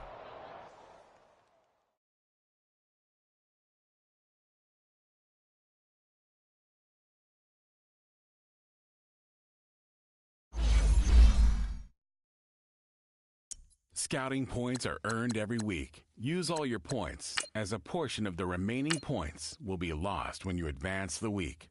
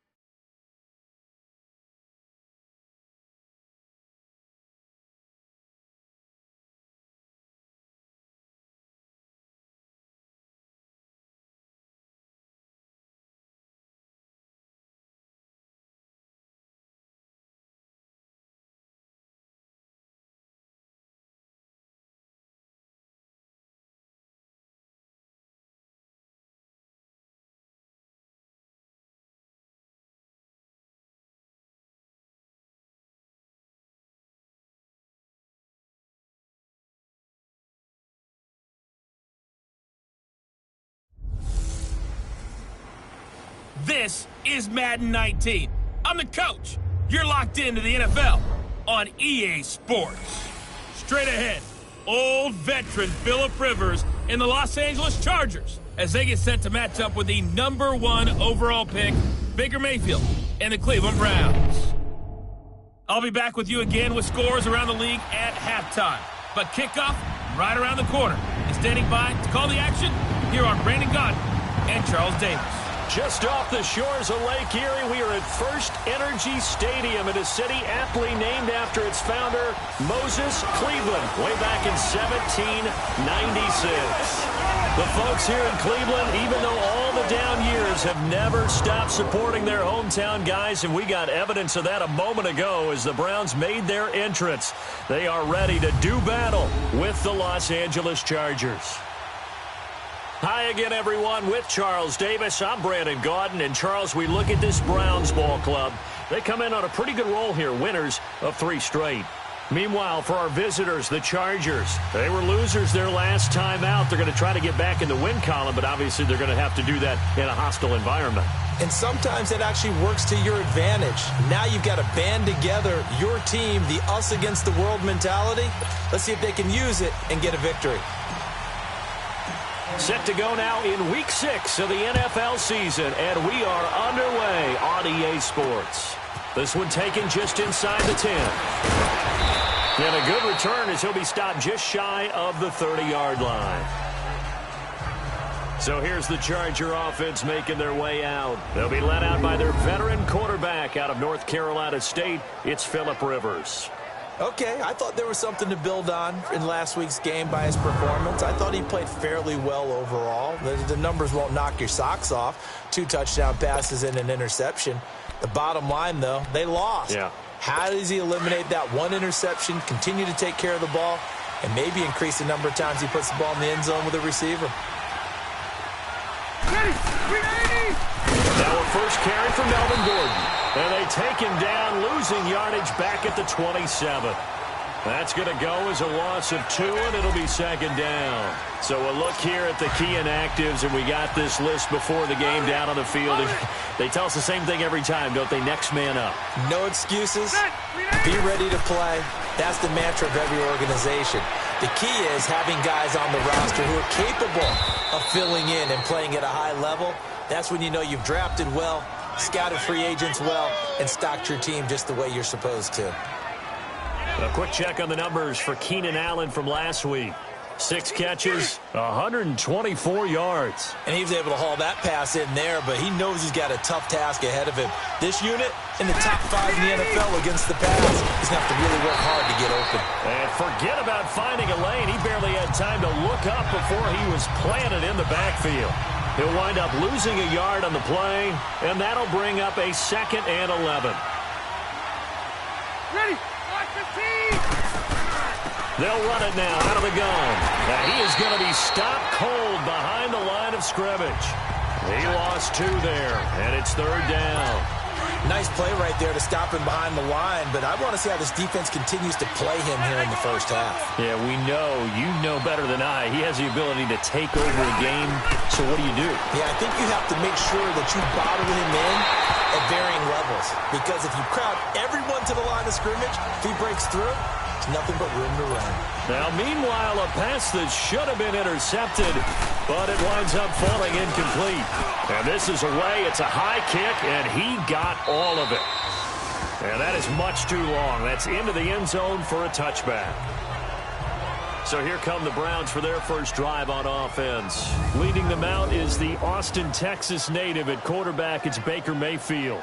And it felt like in watching the game tape, he got everyone involved last week. He was a manager. He really was. That's a great way to put it, because they ran the ball some, they threw it accurately. 1 touchdown pass, so he didn't, break the bank doing that, but he didn't throw any interceptions. That's the bottom line. That's why a defense loves a quarterback like that. Doesn't put them in bad situations. The drive starting play, a good one. Give him 19. Nice little nifty play for him there. That's the ability to read a defense and utilize players that don't often get picked up in coverage easily. And I'm talking about being able to use the backside of the backfield. Because I know that when I used to cover, hey, we got a bike. That's caught at the 25. And all the way in. Touchdown, Cleveland. Rashard Higgins, his first touchdown on the year. And the Browns have taken the early lead. And correct me if I'm wrong, that was just a simple fly route, wasn't it? No, there's nothing to correct at all. You've got it down pat. And I just remember as a player, when I'd be in practice sessions, and I'd hear 9 from the receivers, that meant fly route, go, look out. That was the 9, and he just kept going all the way into the end zone for the touchdown. This will be fielded at the 8. And nice work on the return as they'll start their drive just past the 30-yard line. The Chargers offense now, they get set to head back on the field. They punted last time they had it. What steps, Charles, you think they have to take to make sure they don't do that again? Well, let's just go to the football 101, the trade expression 101. Win first down. Make 5, 6, 7 yards on first down and make it a 2nd and 3, 2nd and manageable. Keep accumulating first downs that way. Keep moving the football. You don't want to get behind the sticks, because then the defense has the advantage.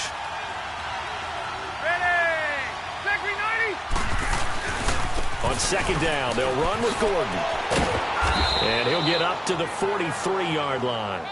Only 3 there on the pickup, but that's enough to move the chains.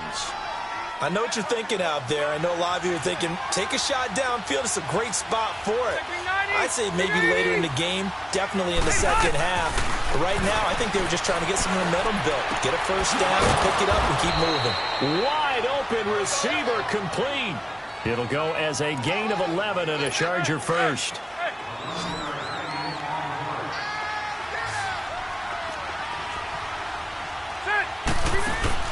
They go play action here on first down. Over the middle, he's got Tyrell Williams. And they're able to work this to the 25 before it's all said and done. Chewing up big yardage. Another nice gain there. This one goes for 20. Well, clearly one of his advantages as a passer is his height, sit back in the pocket, fired over the middle. That makes things tougher defensively, doesn't it? It really does, because your goal is to move the quarterback off his initial spot when he gets his drop back completed. But when you have that type of height, he can stay in there. If he's willing to take the hits and just fire over the top, which saves him time and actually completes a play a little bit quicker than it normally does for a quarterback who has to slide and find open space to throw. And he'll get him inside the 15 down to the 14-yard line. 5 yards is the pickup there as that extends this drive. And that was a good run. This was only one of 9 guys to go over 1,000 yards in 2017. And I think you can't let him run wild here. Where you think 100 yards, the measuring stick? Always. That is the threshold. You want to keep him under that if you want to play good defense. He's going to get 4 out of this as he's down to the 10-yard line.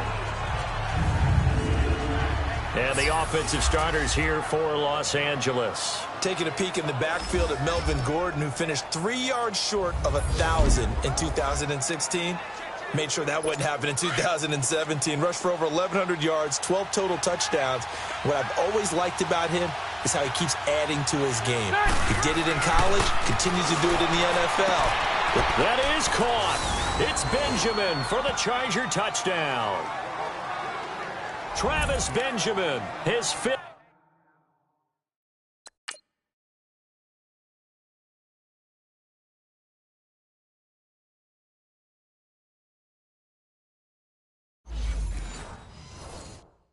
Touchdown now on the year. And the Chargers are an extra point away from tying this thing up. Extra point right down the middle. And we are tied at 7. So a tie ball game here as the kick's away. That'll be taken in the end zone.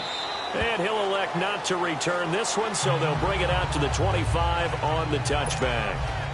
Mayfield going to lead the Browns up now, 1st and 10 at their 25-yard line. A first down throw for Mayfield. Dumping it off for Johnson. And he'll get it up near the 35, right at the 34 here. It's a gain of 9 yards. And that'll make it 2nd and short. They'd love to just strike back with a touchdown right here. And if it's a long play, so be it. But the main goal, get a couple of first downs, run some plays, run some clock, allow their defense to get a chance to catch their breath, settle down, and relax a little bit after they just gave up a score. He can muster only a yard there, and they'll be left with a 3rd and very short. Well, they didn't get a whole lot out of that one, but I think you've got to continue to try and run and try and keep the defense honest. You mean, or also just sit back, dare you to throw it on every down? Yeah, you get your quarterback hit a lot that way, too. Dumps this to his running back, Chubb. And he's taken down at the 43, but not before picking up the first. 9 yards on the pickup there, and it keeps the drive alive.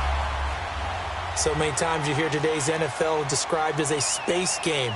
Get your best players into space with the football in their hands. That's why sometimes you just swing it out to your runner, get him out in the flat, and let him have a chance to make people miss an open field. 5 yards is the tally on first down. That brings up 2nd and 5. The Browns opted not to pick a running back with their first 2 selections at number 1 and 4 in the first round. But they circled back in the second round and got a really good one in Nick Chubb out of Georgia. Broke off a nice run there, and that's where he's good. Good vision. Back with Charles Davis. I'm Brandon Gaudin. The Browns with a football to begin quarter number 2. They've got a 2nd down at 5 here to start things out. Now let's go. Now a handoff, Johnson. And he'll be brought down at the 45-yard line. It'll go as a gain of 6 that time, and it moves the chains as well. At this stage of the game, the run-pass numbers are a little bit out of whack because most of their yardage has come through the air. But in a sense, that just sets things up for big runs like that because the defense might be a little bit off balance. They pick up another first down with that run. Now a play fake here on first down. And that is incomplete. Brandon, it looked like he had his hands on it for a moment, but let's face it, that was going to be a tough catch all the way because of the presence of the defense right there as he was trying to haul it in. Yeah, nice job to force the incompletion. Now let's go. 3-19. Throwing again, Mayfield on 2nd and 10. And he'll avoid the tackle there with a slide. A good play there as the Browns strike for 16 and a first down. And another example of why Baker Mayfield went #1 in the draft. His ability to confound defensive coordinators. They played him for the pass. They covered it well. He takes off with his legs and scrambles for a big gain. Mayfield to throw it. And the pressure will get to him. He goes down. Now there is a flag on the play, but this looks like holding on the offense. So they will take the sack instead of the penalty. And it takes another down off the series. But the biggest one of all, do you want to tell the guy who just got the sack that it no longer counts? No. No, not at all. Temporarily out of field goal range now as they come up on a 2nd and long after the holding call. Mayfield now. He's going to fire it. It's caught at the 10. And he's taken down, but not before reaching the 10-yard line. That goes for a gain of 31. A nice job there, Charles. They picked up the blitz, were able to complete the pass. That had the total feel of a quarterback in control. Red blitz, got him into the right protection scheme, so he doesn't get hit back there. He's got a chance to step up with supreme confidence and deliver it downfield for a nice completion. Now, here's a look for the end zone, but that one's going to wind up incomplete.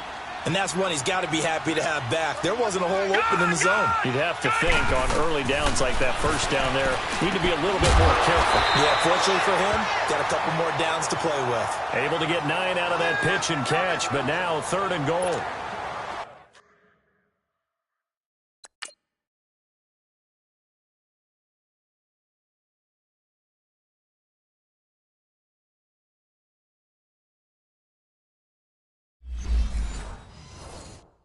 Today's football, where receivers break tackles, make people miss, get upfield for the extra yardage.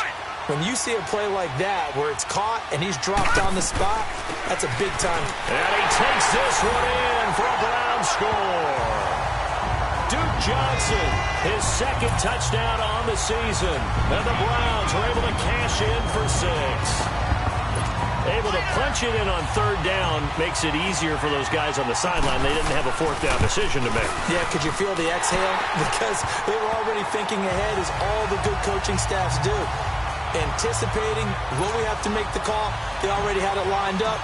Never even got to it. The kickoff unit is out on the field, and they will send this one away. And that'll carry over the back line of the end zone for a touchback. Baker Mayfield leads the offense out for their next possession. Been a decent start for him here in this first half, but bottom line, his team's losing. They got to fix something. And it starts with him. He has to keep that little quarterback strut going right now to make sure this team sees him as confident. Continue to try and up his game, but just let him know, hey, if I'm around, if I'm the one calling signals and throwing the football, just follow me, we'll get there. Sometimes that will do more to elevate a team than anything else. See if he has that confidence. Play fake to Gordon. Now Rivers. And he's taken down. This will be a Brown sack. Emmanuel Agba. He's the one that got to him. He takes him down for a loss of 9. 2 sacks last week. Another one right here. He's been unblockable lately, and I think that goes all the way back to not just his offseason, but the film study he's been doing during the week, because I think he's found matchups that he likes, and he's capitalizing. Yeah, a few times he's even defeated double teams. He doesn't care at this point. And now a shot taken on 3rd down, but it's going to wind up incomplete.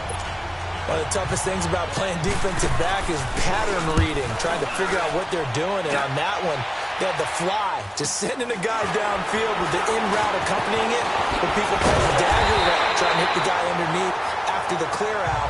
In this case, though, they're not able to get it done.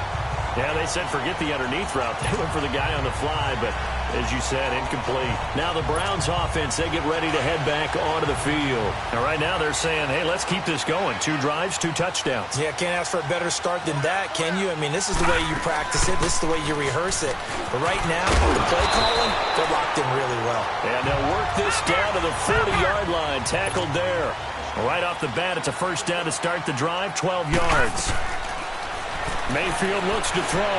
Flushed out right. Now he's going to throw deep right side. And it drops down incomplete. Thought he might have had it. Instead, second down. They're going for a receiver there. Already has one touchdown in this first half. A second one not to be. I like where their headspace is, though. I mean, I really like the thought process, right? You got a guy who's already scored one, right? You want to go back to him, continue the hot hand, and make them adjust to you defensively. I like what they were trying to get done, even though they weren't successful. Second down, a little more productive than first. 7 yards on the gain. It gets them to 3rd and 3 now. And that was a really nice run there to bring up 3rd and short. After the incompletion on first down, it's awfully nice to have a running back that you can hand it to and put you back in a good situation.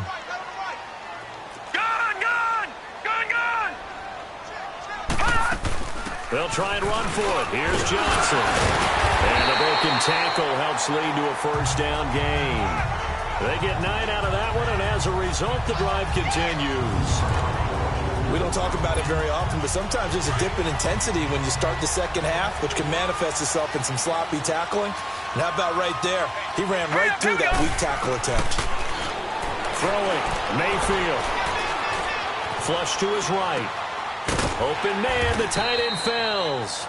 And he'll get it down this time to the 17. 7 yards, the pickup on the pitch and catch.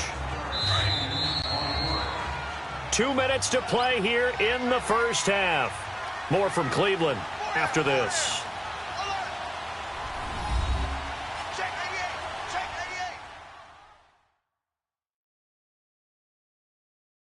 And we'll remind you that coming up at halftime, we'll join Jonathan Coachman and the gang in Orlando. Coach will have stats and scores from the early games going on here around the NFL.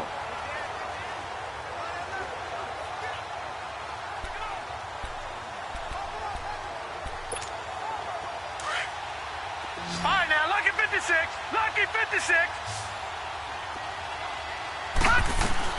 Now a second down throw for Mayfield. Stepping up, he's going to keep it. And he'll get him inside the 15 down to the 14-yard line. Taking matters into his own hands, and he picks up 4 yards and a first down. Offensively, they liked their situation, so they tried to take a shot downfield, but no one was open. So it was tuck it in run time, and he picks up a first down. Forced out to his left. Oh, a ball batted in the air, and now it's intercepted. Picked off by Casey Hayward. And he'll bring this one back to the 29. Landry, the intended target. This interception will go on the record of the quarterback, but as a receiver, you've got to understand where you are in the field. Middle portion, you know it's going to come in hot. Square your body to the quarterback and be ready to make the catch. Rivers now going underneath for Gordon. And they'll get it up just short of the 45 at the 44. Now, they may want to go back to that one. First play of the drive, good for 15 and a first down. On 1st and 10, Rivers. This is Gordon on the dump off. Gordon loses the football. It's loose. And this is picked up by the Browns. And he'll return this ball across midfield to the 47-yard line. So the defense there, opportunistic. It's nice to give them credit, isn't it? Because so many times it's more a matter of what the offensive guy didn't do. Didn't secure the ball, didn't cover up. In this case, just give credit to where it belongs. Knocked it free, made a big play. And this is caught by Fells, right side. And he'll get nothing out of that one. No gain there on the completion, 2nd and 10. Brandon, just mark that under the category of just not successful. Trying to throw the ball, just didn't work on that one. Completed it. No yardage. Here's Mayfield being chased out left. And he will avoid the contact as he slides to a stop. 13 yards to pick up there. Good for a Cleveland first. From the 34 now, here's 1st and 10. And that play is blown up, losing yardage back at the 35. That's going to go as a loss of a yard, and it'll be 2nd down. Mayfield now on 2nd down. Completes this to Callaway over on the right side. And he gets it down to the 32. And a stoppage here, a timeout before this 3rd down play takes place. As they stop it with 16 seconds to go in half number 1. The Browns on 3rd down. A perfect 3 for 3 as they look to keep that streak going. This is 3rd and 8. Mayfield. is incomplete. Clock stops with 10 seconds left. So now the Browns will turn it over to their field goal unit here. This is a 49-yard attempt, right hash. And his kick is indeed good. And they will move up by 10 now, 17-7. So a good kick there to polish off the drive with 3 points. Yeah, coaches always talk about finishing a drive with a kick. 2 of them give you points, either an extra point or, in this case, a field goal. And they're going to start this drive in pretty good shape as they get it up past the 30. Final play of the first half, barring a penalty, as they come up on 1st and 10.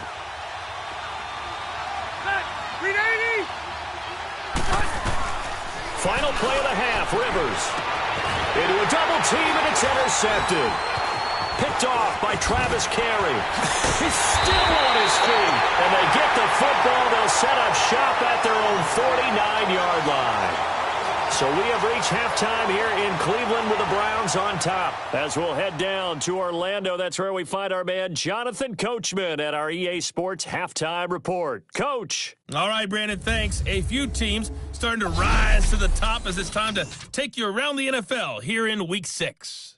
We'll begin with, let's call it a testy-est rivalry in the NFL today. Cincinnati playing host to Pittsburgh in the AFC North. And they are nearing halftime with the Steelers out in front. Antonio Brown, a touchdown reception. From there, we head down south to Atlanta to check on the Falcons at home at Mercedes-Benz Stadium. And they've got the lead in their matchup with the Tampa Bay Bucks. 2 touchdown passes there for the former MVP, Matt Ryan. Lastly, let's check in at our nation's capital, see what's happening with the Redskins at home at FedEx Field. And they've got the lead in their ball game over the visiting Carolina Panthers.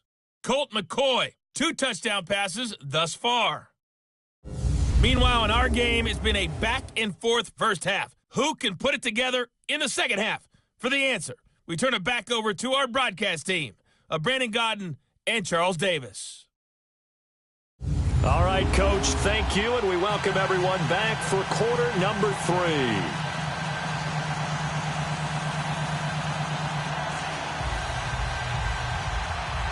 The Browns are going to get the second half kickoff, and they've got this lead as well as we are back and underway. This will be taken about the 12. And a good effort on the return there. Gets them across the 30 to the 33-yard line. The second quarter score from Cincinnati. That is now a 2-touchdown game with the Steelers in the driver's seat. Ben Roethlisberger with 2 first-half touchdown passes. Mayfield on first down. And the Chargers rush is going to get there. Down he goes. Joey Bosa in there to get him his second sack now of the afternoon.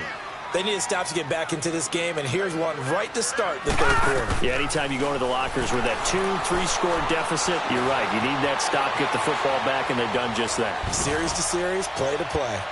So the long attempt falls innocently to the ground, and it brings up third.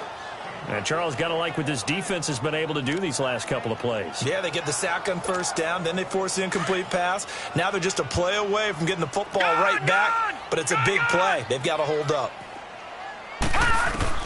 Third and long for Mayfield. Buying time to his left. Dancing to his left. And he'll get it out near the 40 to the 39.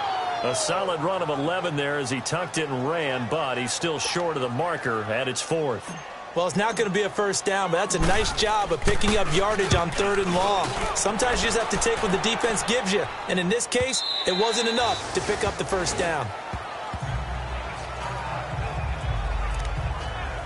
Now we'll look at the Chargers offense. They get ready for their first possession of the second half. They were able to get the stop defensively. Now a chance to turn that into points on the offensive end. Can you imagine what the grease board looks like at the half? Because no, tell me. That's exactly what they printed up. Stop them on defense, get the ball back for our offense, and go downfield and score some points. Now, the last part remains to be seen, but they got the first part done very well. Do people use grease boards, or you mean the magic marker boards? Yeah, those two. Play action now. Rivers. And it's complete to Antonio Gates.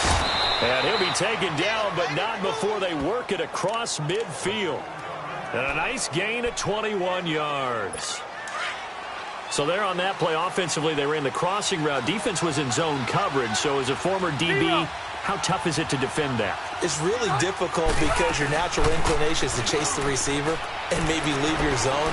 So you have to have discipline in order to talk to your other coverage guys and let him know that that receiver's crossing from your zone to the next zone. He's coming your way. Make sure you have him. And then when the ball is actually thrown, secure the tackle. When they're moving on crossing routes, if you miss a tackle, it usually results in a big play. Rivers now, after the pick on the last drive, 3 for 3 to start this drive. It's 1st and 10. They'll run it now out of the gun. Nothing doing. Barely able to muster a yard to hit the 35. And now time is called as we've got an injured Charger down there on the field. While the trainers take a look, we'll step aside.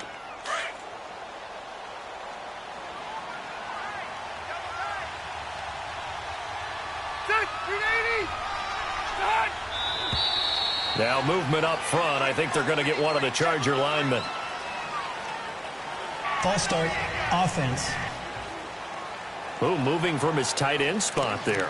Do you think that perhaps the play call was for him? And that false start penalty certainly not helping their cause here. 2nd down and long.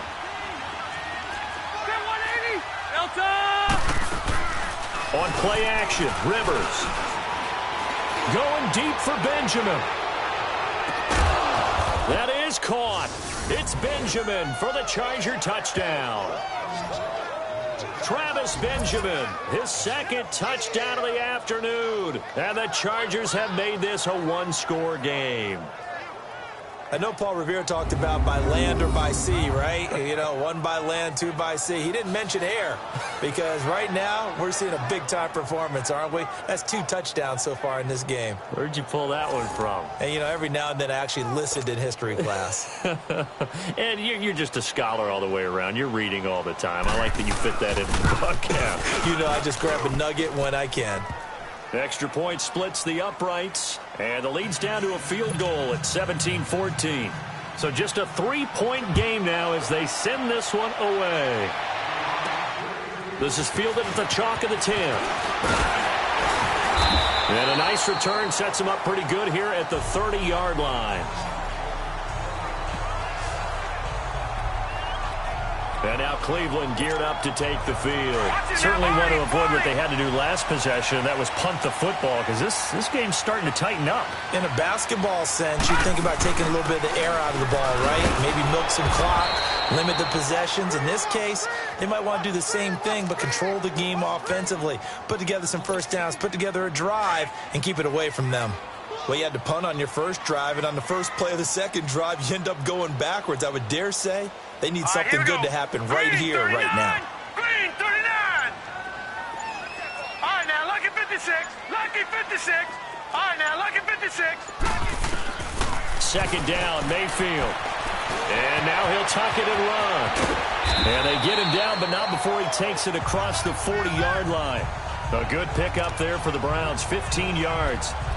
As a rookie quarterback, that's exactly how you endear yourself to your teammates. Give it up for the cause. It's also how you end up on the training table, too. Yeah, it's a catch-22. Coach doesn't like it. Teammates love it. Where do you fall on it? Well, I fall on wanting to endear yourself to your teammates. Pick your spots. Be smart about it. They need you for the full season. Yeah, the rookie's going to learn as he goes. 12 more yards there and another first down. They're trying to show that they can run the ball and protect this lead. Give it to the backs, play a little bit of keep away, don't you think? And that's probably a good philosophy at this point, going to make that defense stand up and stop them. So from Charger territory now, here's a 1st and 10 at the 44-yard line. Play action now. Here's Mayfield underneath for Johnson. And here he'll be brought down a little shy of the 35 at the 36. It'll be a gain of 9, and it'll be 2nd and about a yard to go for the first. Everyone's got to be able to catch the football. Doesn't matter what position you play, but if you're on offense, be aware a ball may come your way. On the ground with a tight end, and he'll lose yardage on the play back at the 37-yard line. It'll go as a loss of a yard, and it'll set up 3rd down. I like the idea to mix it up from time to time because, let's face it, you can't be predictable. but the execution was a little lacking on this one, right? They might want to go back to the drawing board with that call. The Browns on third down. They've converted 3 out of 5 thus far. Here it's 3rd and 2. To throw, Mayfield. Dumps this to his running back, Chubb. And he's got the first as they'll bring him down at the 28-yard line. It's a 9-yard gain, and it keeps the drive moving. As an unbiased observer, I think it would have been interesting to see what they would have done if they hadn't gotten the first down there. But since they did, I guess the point is moot. Yeah, they're right there in that middle ground, field goal range, punt, go for it. But as you said, they picked it up. And off comes to Chubb. And nothing doing. He's immediately taken down at the line of scrimmage. No gain on the play there. 2nd down. A little educational piece. I know a lot of people hear 3-4, 4-3, etc. Take us through the 4-3, Charles. Okay, 4-3. 4 down defensive linemen, usually 2 defensive tackles, 2 defensive ends. Behind them, the 3 those are the linebackers. The middle linebacker, often known as the Mike, with 2 outside linebackers, the Sam and the Will. There's your 4-3. Sam on the strong side, Will on the weak side. Only 3 yards on the catch. It's 3rd down. I like the design of that play, or shall I say the way it ended up. Quarterback ends up to the right side, gets outside of the pocket. How about the tight end staying in his sight line and getting to that same part of the field, and they find each other for the completion. It's a gain of 10, and the Browns are going to get a first down. We have played 3 quarters. It's been a very hotly contested game to this point. Some good games going on in the early window. This might be the best of the bunch. Watch him now, Barney, Barney. They'll run it now out of the gun. And effective running here. He'll take it down inside the 10. It's a 7-yard carry to set them up with a 2nd and 3. I'm guessing you'd say this is kind of the key here. Grind out some yardage, work on that clock, see if you can continue to tick it down. Definitely. You want to bleed things out at this point, right? Continue to possess the football, gain some yardage, and put the onus on the defense. Do they have to use timeouts? What are they going to do to stop you? You're taking charge. Give him 7 on the tuck and run, and it'll get him a new set of downs. All right, partner, I'm a defender, but I've got to express my admiration there. Moving around, making it happen, and instead of worrying about protecting himself, he goes and gets the first down. I've got to give it to him on that one. Normally, you don't want your guy. Now look at this. They get the turnover they needed. It's intercepted. Picked off by Jaleel Adai. And a big turnover there as his guys will get the football back. Oh, and I saw the pressure coming at him. That just looked problematic. Hit him as he threw it, and the interception ensued. Let me pay homage to the man who stood in this spot before. He always talked about how much pressure is in the face of a guy, and can he step into a throw. And when you can't do that, oftentimes interceptions result.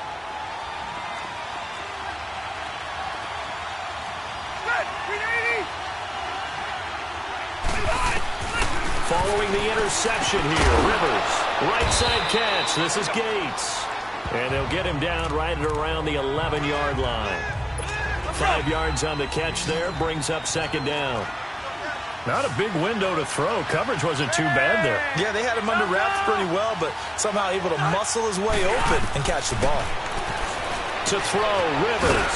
Gates with the grab. And he'll get it up a little shy of the 15. They'll spot him down at the 14-yard line. That throw good for only a couple. It brings up 3rd down. That was an okay hook up there with his tight end, but unfortunately, they didn't get the kind of yards they had hoped for. That's going to bring up 3rd down.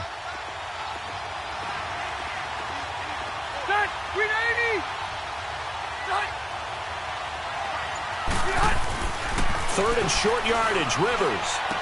To the sideline, and oh, that's well done. Able to drag the feet. He's going to have the first down.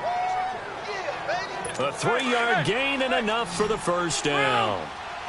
Let's make this one simple. What a catch, especially the finishing part of getting his feet in bounds, toe tapping, and, of course, foot dragging. A little tapestry, if you will. Ooh. And the Browns' pressure gets to him that time, and he's going to go down. Emmanuel Ogbah able to get in there and drop him for a 2-yard loss.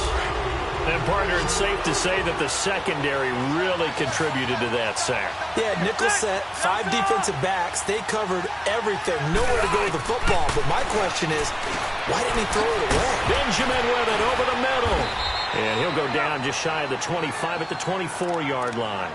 They'll wind up getting 10 back as that sets them up for third down. Never make the mistake that the slot receivers, especially the little guys like we're watching here, are just quicker than fast. A lot of them combine quickness and speed, and they catch a lot of footballs, as we just saw there. Ready, Delta! They'll run it now out of the gun. And he will lose yardage here back at the 23-yard line. He lost 2, and it brings up 4. I know when I was a kid, I always got real excited when I saw those lateral-type runs. But the best backs that made it happen, they put a foot in the ground and just go. That didn't happen there. That play got swallowed up. 21 yards. Well done on the return. And the Browns will take over 1st and 10. Mayfield going to lead the Browns up now 1st and 10 at their 36-yard line. Trying to shake off the interception. He'll look to throw. Escaping the pressure right. And it pops free. The collision there jarred the ball loose and brings up 2nd down. I hope I don't sound too rah-rah on that one, but that's the exact right throw. Either your receiver gets it or no one gets it. Give him a lot of credit for being really precise with it. Got rid of it. No one got it. And this time he's got the hook up. It's complete. And they'll get 9 there as that sets him up better for 3rd down. Tell you what, he's been able to put the ball in some tight spots all game long. That throw, no different. Yeah, a lot of people would call it a gutsy type of a throw. I think he looks at it as, I can do it, so it's not that big of a deal to me, and I'm going to keep firing. And he gets it down to the 48, enough for the first. It's a 7-yard gain there, and it's good enough to move the chains. I have to chuckle to myself a little bit, Brandon, because right now, I could be in that huddle with that offensive line. I know exactly what they're saying. If you call a pass play here, we're going to call a timeout. Run the football. We've got control of this thing. Get him behind us and let's go. Their time to shine. Over the middle and into the hands of his receiver, Landry. And he's corralled, but not before getting it inside the 35. A good pickup there for the Browns. 15 yards. Time for a break. We'll come back, see what transpires after this. So the Browns in possession of the football here as we get you reset. And let's see what they've come up with offensively after having time to talk it over. Mayfield to throw it. Looking left side, and he's got a man. It's Higgins. And quickly we're going to get another stop here with 1:54 left as they call the timeout defensively. Not totally home free yet, but it's looking good as they come up 1st and 10. A run for Nick Chubb. And a short gain here down to the 22. And now we're going to get a timeout defensively. So another stop, 1:50 left in the football game. So 2nd and 9, and you'd have to figure just about all 11 probably crashing the line here. So instead of running, Mayfield's going to throw it here. And this is caught. And that could seal it. It's a touchdown. Well, it'd be real easy to say that they are firmly in control right now, but I'm looking at your face and I'm thinking I've got to be careful with that. Well, it's a 2-score game. You're inside of 2 minutes. I think you can breathe relatively easily now. Yeah, you can, but still, you got to stay vigilant. Can't give up anything cheap and easy. That could put you in some jeopardy. The kickoff team on the field now as they will send this one away. This is fielded at the chalk of the 10. And he'll take this across the 25, couple extra yards up to the 27-yard line. The Chargers offense gets set. They head back onto the field. And on the last go-around, they really couldn't get anything going. They had to punt from deep inside their own territory, which means they're going to lose the field position battle as a general rule. What they're looking for now is a little more consistency, move the ball at least a few times on offense, get a couple of first downs, and hopefully flip the field. Yeah, just something to build off of. That's what they're looking for here. That's very well timed there defensively because it's not a bad throw, but the collision came at the exact time he was reaching to bring in the football. Really, really well done. Decent offense, just better defense. I think you're right. Caught by Gates, left side. And the play goes for 19 yards, gives him a new set of downs.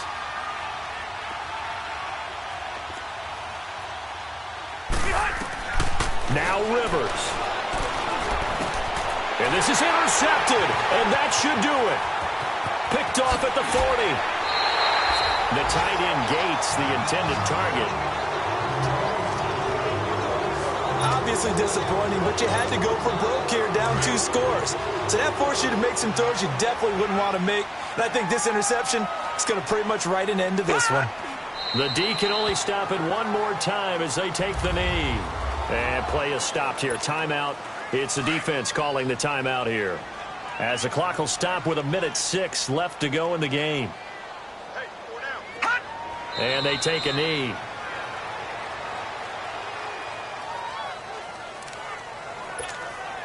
So time to start going in the other direction as they come up now 3rd and long. We got three, fellas. We got three. All right, here we go. Blue 90. Blue 90.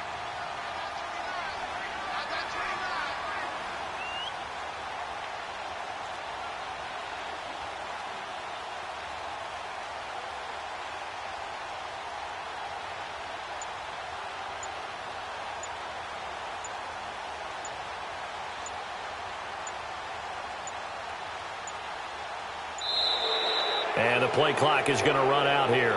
They're in no hurry to get a play off. Delay of game, offense.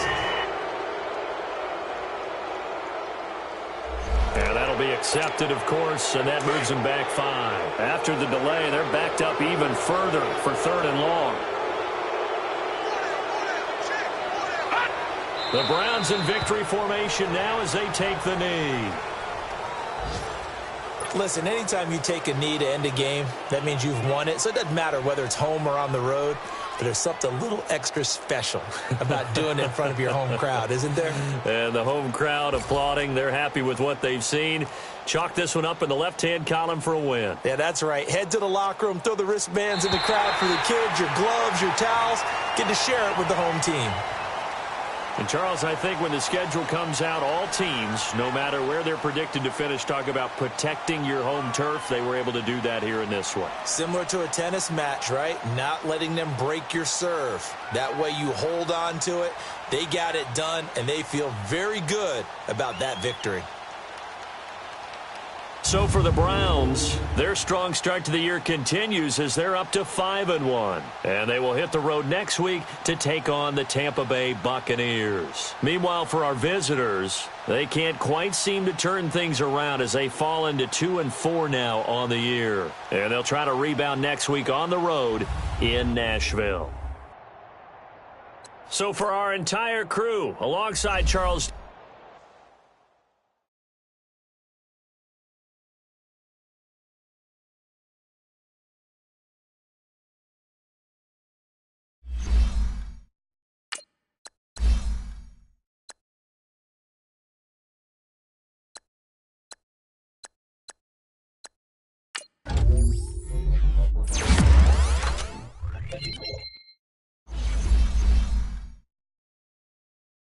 Scouting points are earned every week. Use all your points, as a portion of the remaining points will be lost when you advance the week.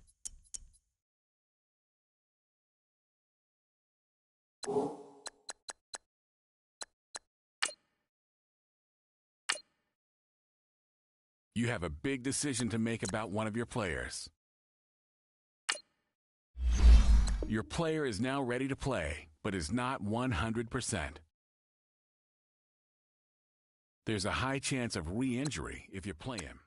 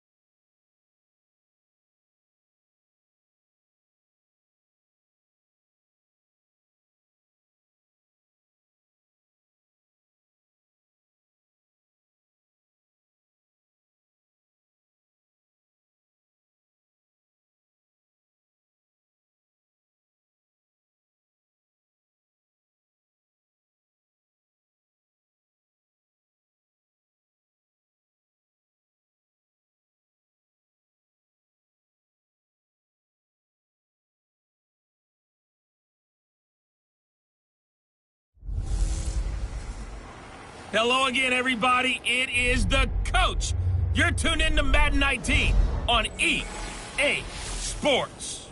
Straight ahead, we'll see the Cleveland Browns behind the #1 overall pick in the draft, Baker Mayfield, face off with Jameis Winston in the Tampa Bay Buccaneers. I'll have scores around the league for you at the half, but it's time for a little football.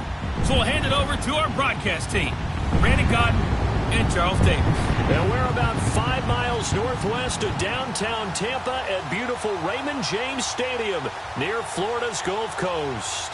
Just a minute ago, it was Jameis Winston leading his Buccaneers out of the tunnel. They're on their feet here in Tampa as the Bucs get set to match up with the Cleveland Browns.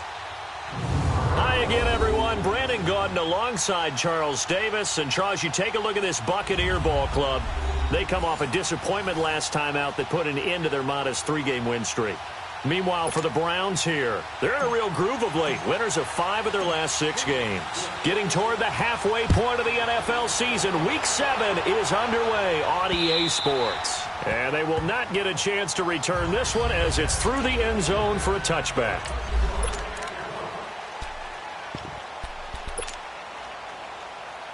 Let's go now.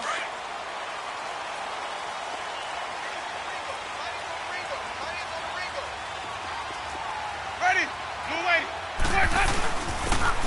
Now a handoff here to his running back. And he'll take this up near the 35, maybe the 34. 9 yards is the pickup there, and they'll have a 2nd and 1. Next, the receivers helped spread the defense out, and they were able to come through with a slashing run. But to that point, it's going to be interesting to see the personnel chess match as this one progresses. Yeah, you're exactly right. Can they continue to create running lanes out of passing sets? And if so, it's going to be a long day for the defense. And he'll bring it up here to right at the 40-yard line. They get 5 out of that one, and it moves the chains. All right, Brandon, I know we're in the early going here, but those kind of runs, they're going to open up a world of opportunities for this offense going forward. They go play action here on 1st down. And he'll be stopped right at midfield. Give him 10 that time, escaping the danger, running with it, and picking up a 1st down. He is tough to bring down, Jameis Winston. Charles, I remember calling a baseball game of his. He played baseball at Florida State, too, and you saw his legs, tree trunks sprayed in to those baseball pants. I said, how could anybody bring this guy down? And that's part of the beauty of his game because he has that toughness, that thick body. He may not beat you sprinting, but he's real sharp with his mind, and he knows how to get away from people. And we get a glance now at the Buccaneer offense. And my eyes immediately go to Mike Evans. 4 straight 1,000-yard seasons to begin his career. His numbers may have dropped a little bit in 2017, but he commands respect from every defense with his height and his ability to run downfield and make a big catch. They'll run it now out of the gun. And he's going to be stopped up at about the 47-yard line. Call it about a gain of 3, and they'll be looking at a 3rd and 7 coming up. Partner, we know today's NFL is really built around the guy throwing the football. But these short runs, they still pay dividends because they can take their toll on a defense, and they can add up as the game goes along. They control the clock. Trying to get it to Jackson, and it's intercepted. Picked off by the former first-round pick, Demarius Randall. And he takes this one back into the end zone, and the Browns defense has a touchdown. Well, it was 3rd down. Defensively, they were just hoping to make a play and get off the field, get their offense on. Instead, they did one better. Pick it off, take it into the end zone. Well, they did what you said. They got off the field. They're going to have to come right back on. They're going to come right back on, but happily, right? They put the ball in the end zone. That's the way you start a game. That's the way you set the tone. So they throw the pick 6. They'll get another shot at it now as this one's in the air. And this will not be returnable. It's out of the back of the end zone for a touchback. And Tampa Bay trots out there now. And last time, decent field position through the pick 6. Obviously costly. But they can't afford to just bunker in now. All right, good field position means go ahead and attack on offense. Try and press the advantage a little bit. They just have to be better with the football on this possession. So that didn't bother you too much last time? No, because it's exactly what you're supposed to do. You can't have good field position and not try to take advantage of it. Sometimes the defense makes a good play, too. Here's 2nd and 7 now from the 28. Now Jameis on second down. And Brate, the tight end's got it. And they're able to get this one across the 35. The Buccaneer first, Winston to Brate. I got a kick out of that one, partner. You and I talk often about trying to hide receivers in certain situations. But a guy of his size, you can't really hide him. But the tight end drag route, definitely an effective way to sneak him across. Into heavy traffic, and it's intercepted. Picked off by the rookie Denzel Ward. And they're going to set up shop at the 27-yard line. Well, they didn't exactly show patience there, did they? Just down a score, they come out firing right away and compound things by throwing an interception.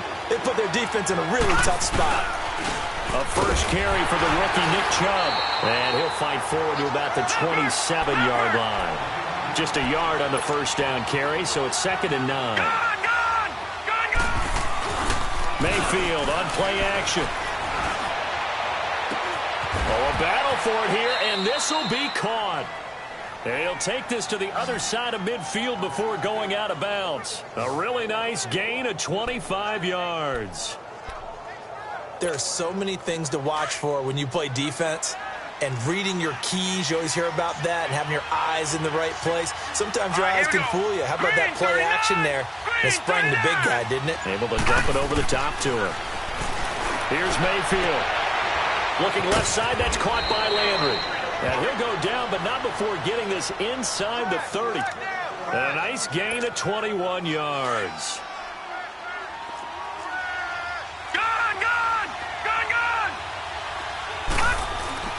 Now a play fake here on first down. They'll roll him out right.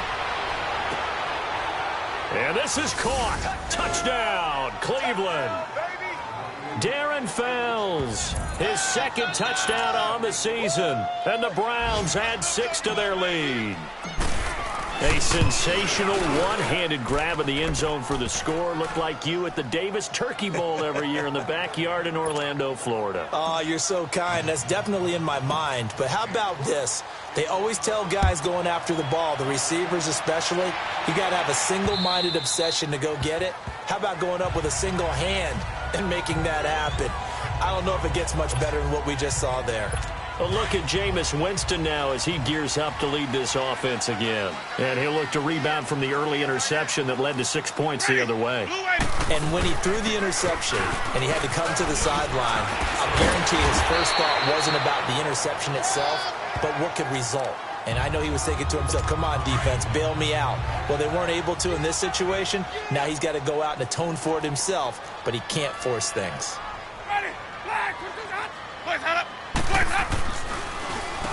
They run a draw here on second down. The gain of 4 that time as the drive continues. Exactly what they needed right there, because they needed to use the ground game to take some pressure off, because the quarterback's been struggling a little bit. So from the 36 now, 1st and 10. Ready.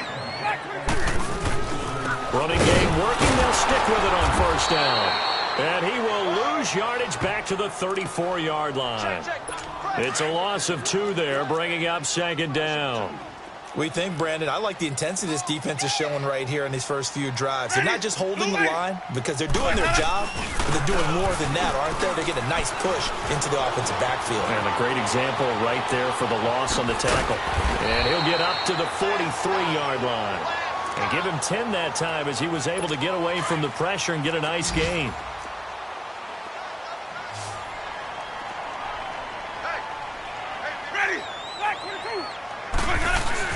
And they'll let their fullback try and push the pile. And he'll be taken down as that will take us to the end of the first quarter of play. But likely not for long as they're in punt formation to kick it away. On 4th down, here's Brian Anger now to kick this one away. Back deep, Jarvis Landry. And problems spreading to the punt team now. This one goes all the way into the end zone on the fly, so that'll come back to the 20. And the Browns getting set to go. And for them, a touchdown their last go-around. Obviously, they'll be hoping to do that again. And when you start plotting for this drive, when you start thinking to yourself, okay, what are we going to do? You don't go away from what you did before because that worked, but you have to be prepared for wrinkles and counters because you know they'll make some adjustments. Now the first play of the drive there is incomplete, and that one goes incomplete. They tried something out of the bag of tricks, but it's incomplete and now second down. No, check, Patriot!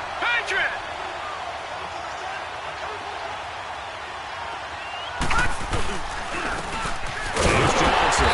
Fights forward for only about a yard up to the 21. And that's a good start to this drive on the defensive side of the ball. Force the incompletion on first down. Then you're able to shut down the running play on second. Yeah, I wouldn't be surprised now. A little bit of pressure going at the quarterback in the expected passing situation. They go play action. Mayfield. And he couldn't hang on to it through the contact. Incomplete. Those passes out that far wide always make you hold your breath a little bit. Felt like it was in the air for a while. What it does is allows a defender to gain some ground, come from a long distance, and have a chance to affect the pass. A 47-yard punt, maybe a couple on the return. And the Bucs will get ready to go on offense. Getting set to go again as we look at the back heading onto the field again. They haven't been able to get him on track. They haven't been able to get this offense on track. No points so far. Maybe it's time to start doing a few different things.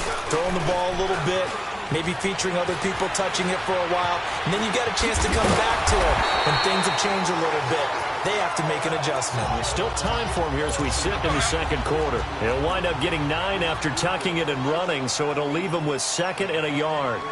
Now, that was not a bad scramble there on first down. He didn't force it, nor did he throw it away. He was able to take off, and now he made it a very manageable second and short. And an alley to run.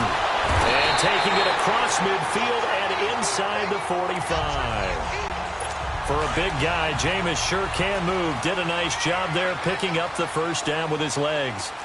Looks to me, partner, like he's learned a little bit because earlier in the game, I think he was trying to force a lot of throws into some windows that just weren't open. Yeah, the interceptions had plagued him, especially a second interception, really a bad throw. So maybe a better decision there. Yeah, no doubt about it. I think he learned from earlier in the game, and he's applying it now.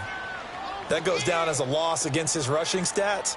But really, should he have to absorb that one? He had no chance on that play before they overwhelmed him. Pretty much on top of him before he could take his first step. Over the middle, he finds Godwin complete. And he gets this inside the 35-yard line. Winston to Godwin on the connection there for a Tampa Bay first.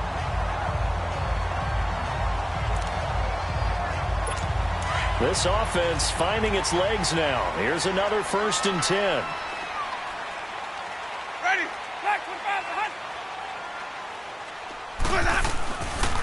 And they'll run it here.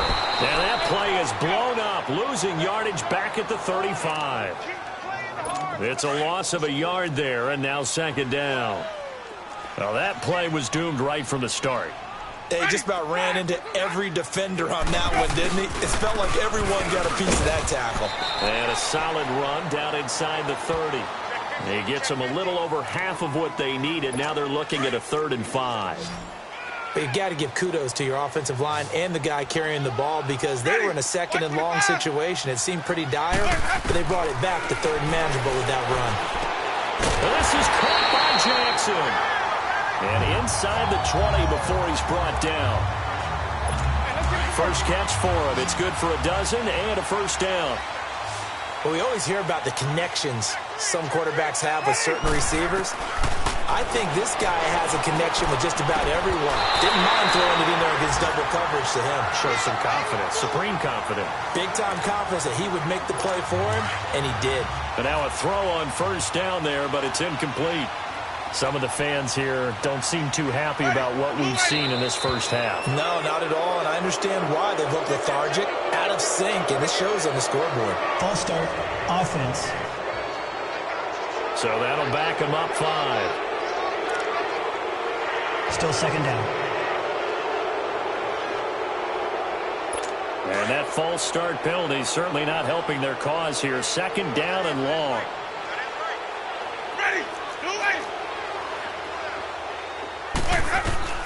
From the shotgun, it's Winston.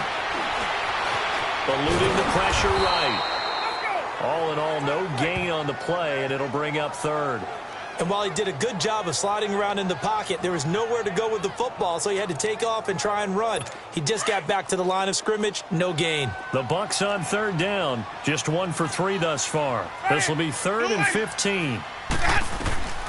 From the gun, Winston. And, Jameis intercepted a 3rd time. Picked off inside the 10. And he'll be stopped shy of the 15 at the 14-yard line on the return. So that is 3 interceptions now in this first half. And you hate to ask the question, but let's be honest. We're thinking about it. Do you need to go in a different direction next series? Potentially. We know that he's probably not going to be on the Pro Bowl ballot. That's not really his stature here. But he has been there starting. Now bottled up. Fumble. It's out. It's loose. And the Buccaneers have it. And, partner, I know hindsight's always 20/20, but, man, just in general, those laterals, they can be so risky, and we see the risk that can be involved right there. And you just have to know, and we've seen it because we've been in a lot of practices. It's not something that's practiced very often. You know, in that situation, you don't... And he can't find anywhere to go with it, and he goes down. 2 minutes remain here in the first half. We remind you that coming up at halftime, we'll send you cross-state to Orlando, where Jonathan Coachman will have all the stats and all the scores from games going on during another busy Sunday in the National. And his pass is intercepted for the 4th time today. Picked off inside the 5. A big seam, and he might go all the way. And he'll score. Touchdown, Browns. Partner, what we just saw, that's a great example of a team that was really amped up. They've been playing so well, yet they didn't get overexcited and have a bust on defense and gave up a big play. Instead, they created their own big play with a pick 6.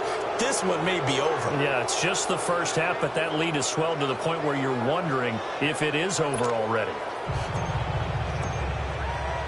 So they'll get another shot on offense following that pick 6, and now the kick is away.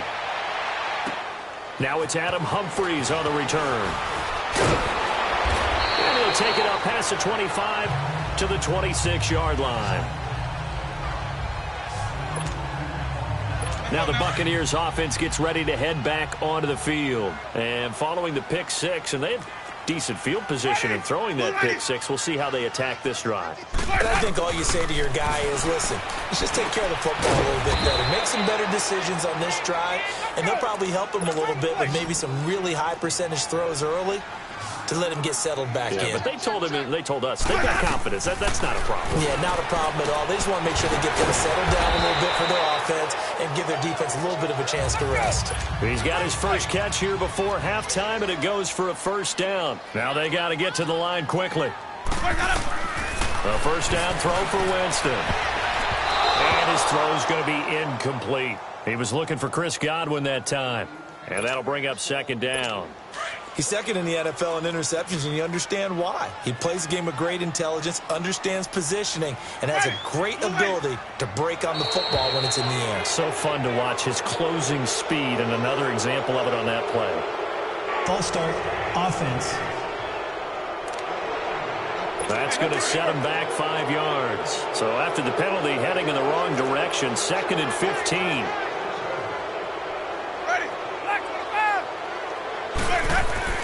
They'll throw again. Winston. Bringing it in. Jackson left side. And he'll get up to the 43-yard line. 7 yards on the play. And that's going to lead to a third down. Jameis again. He's going to flip one out here to his running back. Oh, and now he bowls him over. So he got free of one tackle but couldn't do a whole lot else. Now the Browns will use the first of their 3 timeouts as the clock stops here with 46 seconds remaining in the first half.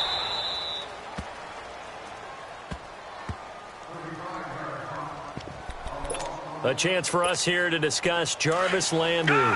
Second quarter here, he has only 1 catch, but they have the lead. You got to think there's going to be more involved at some point. That's what you would expect, but sometimes what defenses do to take away a player of his magnitude. Well, this is taken in. It's complete. Now the Browns signal for the second of their timeouts as the clock will stop with 33 seconds to go in the first half.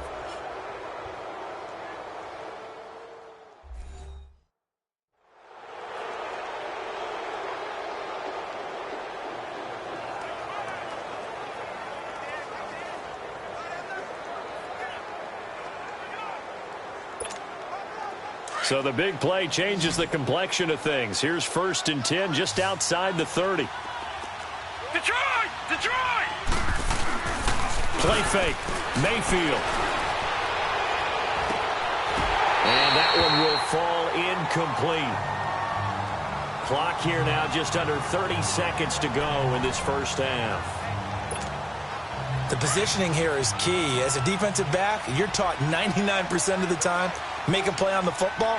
But in this case, making a play on the man was all the difference. That's what forced the incompletion. Oh, a scrap for the football, and he's going to come down with it. And all the way inside the 15 before they drop it. A good pick up there of 20 yards.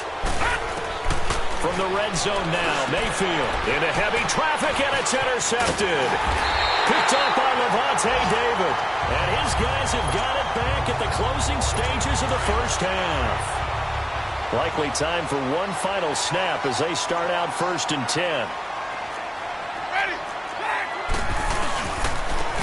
And they'll go with a ground attack here. And not much here as he'll get it to the 11, maybe the 12-yard line. So we come upon halftime, and it's the visiting Browns with the lead. As we toss it an hour or so east of here to Orlando, it's Jonathan Coachman with our EA Sports Halftime Report. Okay, Brandon, thanks very much. A lot to get to here as some of the division races starting to take shape as we look around the NFL here in week number 7. We'll get things started in the heartland, Kansas City, as they're at home to take on Cincinnati. And it's the Bengals who are out in front as those two head towards the break. Matt Moore throwing the football well. He has 3 touchdown passes. From there, we head over to MetLife Stadium to check in on the Jets. And they have the lead in that one over the visiting Minnesota Vikings. 2 touchdown passes there for the rookie, Sam Darnold. Finally, let's get to Philadelphia. Check on the Eagles at home at Lincoln Financial Field. And they've got the lead in their ball game over the visiting Carolina Panthers. Alshon Jeffrey, a touchdown reception. In our game, we've seen a solid performance out of the rookie Baker Mayfield. His guys have a 3-touchdown lead as we're about. The second half upon us sooner than we bargained for. Week 7, second half. Let's do it. The Browns are going to get the second half kickoff, and they've got this lead as well as we are back and underway. This will be fielded at the 6. And nice work on the return as they'll start their drive just past the 30-yard line. There's Baker Mayfield as he and the Browns offense comes back out. And he's had some time to chew on that interception he threw on his last drive back in the first half. Well, normally we say you want to get him right back out on the field and play again, right? But as you mentioned, had the halftime, had to stew about it a little bit. Maybe he'll have a chance to relax a little and kind of laugh and chuckle and let it go. He'll hope to respond positively here to start the third quarter. Throwing, Mayfield sliding out of the pocket toward the sideline, and look at that catch. Dragging the toes, and that's going to be a first down. Well done. 23 yards on the play. Looked like the defense put pretty good pressure on him, but he's able to flush out to his right to try and evade people. On the run, had to get on his horse. Still accurately throws a nice pass for a first down. Mayfield on first down. And that is incomplete here. So he can't hang on, and as I watch that unfold, I remembered an expression that I've heard, maybe from you, I don't know, but you're going to get hit anyways, might as well hold on to the ball. Well, you know a coach said that, right? Yeah. Not an actual player. Not a chance at all. Way easier said than done. Now Johnson, he'll get about 4 here, down to the 43-yard line. Third quarter and you've got the lead. You're not ready to go into that 4-minute offense to close the game out, but a running game can really benefit your team right now. On third down, Mayfield steps away to his left. And he'll be hit as he releases it, and that'll fall incomplete. Oh, that's got to frustrate him a little bit because they nearly got to him there, and it would have been the first sack of the game. Instead, they're able to influence the release, and they did force the incomplete pass. And the kick is good. He needed a little help there from the crossbar, but the carom goes his way. And that right there is something we've seen, 15 times in NFL history. That will officially go down as a 60-yard field goal. And everything has to be absolutely perfect for this to have any chance. He's got to get it out low and really drive through it. And I tell you, that was one heck of a kick. One heck of a decision on the sideline to even try it as well. Winston and the Bucs take over now, 1st and 10 at their own 25-yard line. On play action, Winston. Airing this one out for Evans. And now here is another interception. Picked up by the Michigan man, Jabril Peppers. And he'll take it across midfield and down to the 48-yard line. Charles, whatever's going on between his ears right now, it's just not completely calculated correctly. 7 picks between last week and this week after that one. And they always say the most important part of a play is those 6 inches between the ears. But right now, it's all those interceptions that are going on. So whoever his trusted confidant is on the sidelines, I don't know if it's the offense coordinator, the quarterback's coach, maybe the backup quarterback, that's who he needs to get with now and get himself calm. Meanwhile, they take a shot to start the drive, but this is going to wind up incomplete. Throwing again, Mayfield on 2nd and 10. Looking for his tight end, fouls, and it's intercepted. Picked off at the 35. And his guys are going to get the football at the 37-yard line. They needed a break. They needed to make a play here in the 3rd quarter. Defensively, they did that. Now they got to go quickly and get some points on the board. And the best part is that they made their own break. Taking the ball away. Now they just look at their offense and saying, guys, let's go. Come on, capitalize on this one. They'll get a nice chunk there on the 1st down run, and it's 2nd and 4.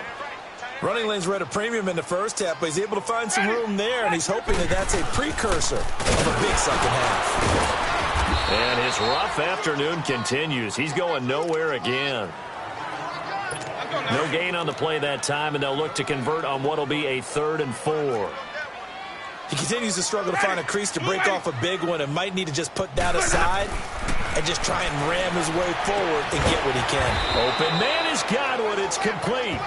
And he's got the 1st down yardage as he takes it down to the 49. 8 yards on the pickup there, and it moves the sticks.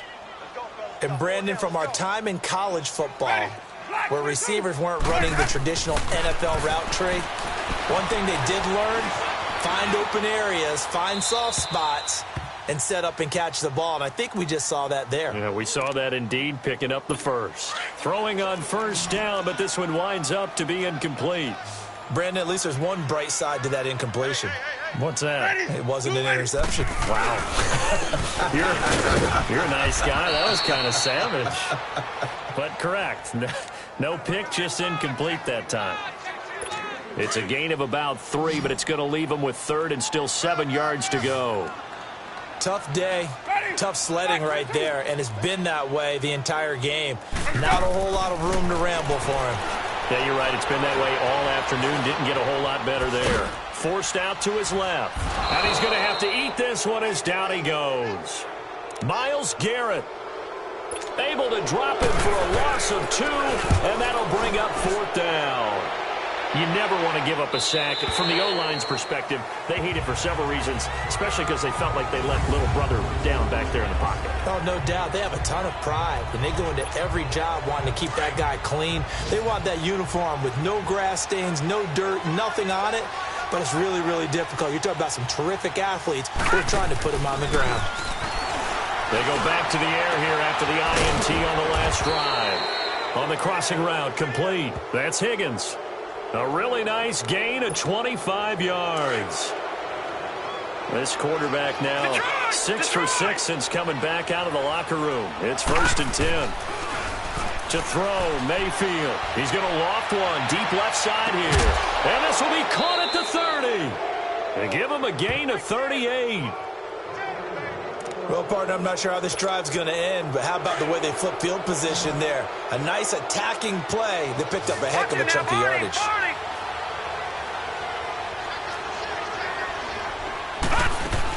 They'll run it now out of the gun.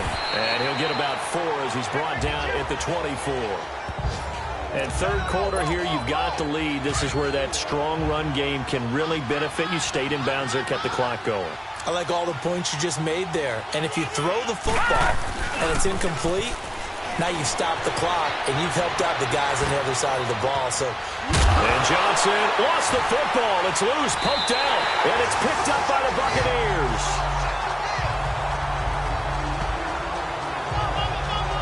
The psychology of the game never ceases to amaze me because you would think there would never be a fumble from what we hear from coaches all the time, right? And how much they practice not fumbling. Practice it, preach it, talk about it all the time. You would think no one would ever turn it over.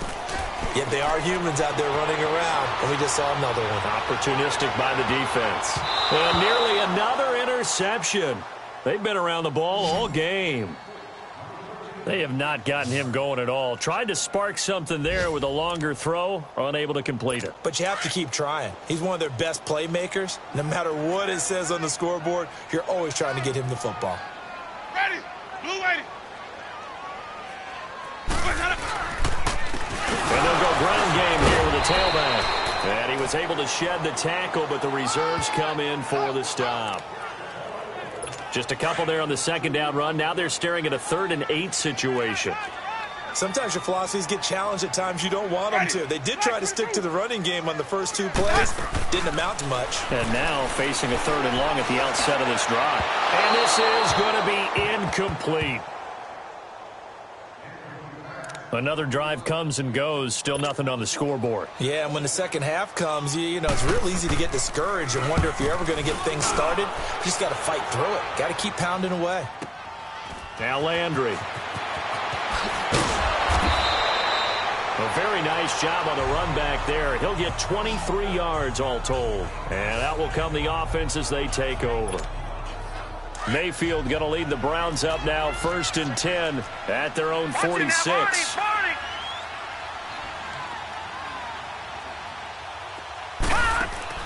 Mayfield now looking to throw on 1st down. Over the middle and into the hands of his receiver, Landry.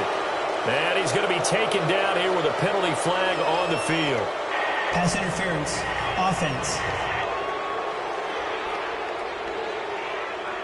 That's a good chunk of yardage. It's going to be canceled out. And we always talk about hidden yardage in a game.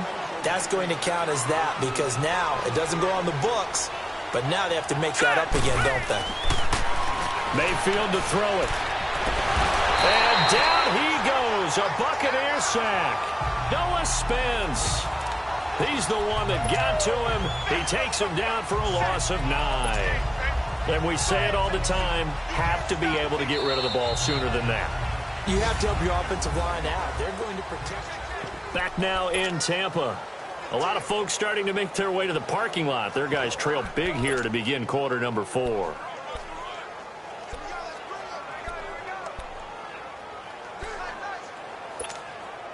Well, this one from about 2 counties over after the sack. They come up on a 2nd and very long. Play action now. Here's Mayfield. Fighting through pressure. He's going deep for Brown. And that's caught inside the 35. And they finally do get him, but not before he reaches the 27. Illegal forward pass. Offense.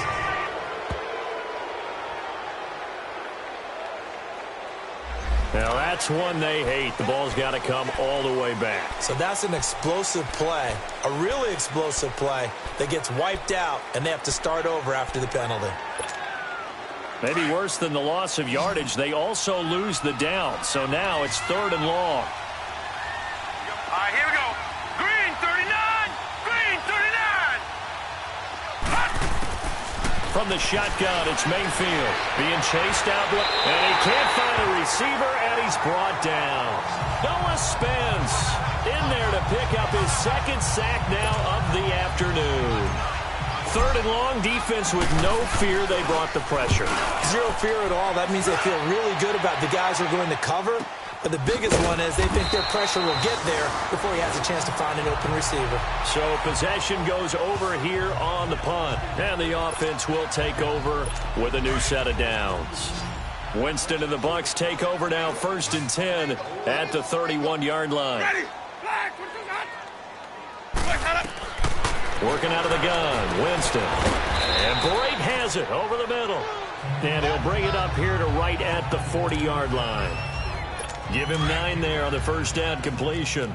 Decent start to the drive, but let's face it, they need a lot of things to go right in a short amount of time, down 3 scores. Yeah, they're going to run their 2-minute offense here in this game, but this is for future games. Can they get better and be ready for the next time, hopefully with a chance to win? It's a loss of 2, now 3rd down. The best offenses and the ones that win are ones that make adjustments, and right now, I think this team needs to open things up. Jameis to throw it. Throw right side, taken in by Godwin. And now the ball's out. Fumble near midfield. And I think the Browns got it. They did.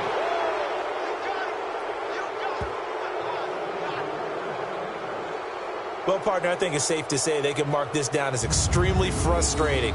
Here we are in the 4th quarter, and that last play, that turnover, I think it epitomizes what happened to them all day on offense. So symbolic, and that's why they're still being shut out.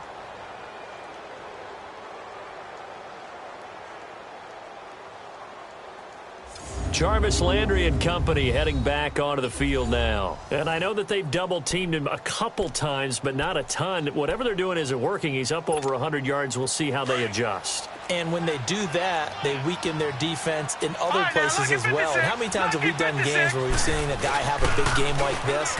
But it's usually not by himself, is it? Right. Usually it opens it up for other people to have big games as well. Fells has it, left side. 23 yards on the play. They have the nice cushion.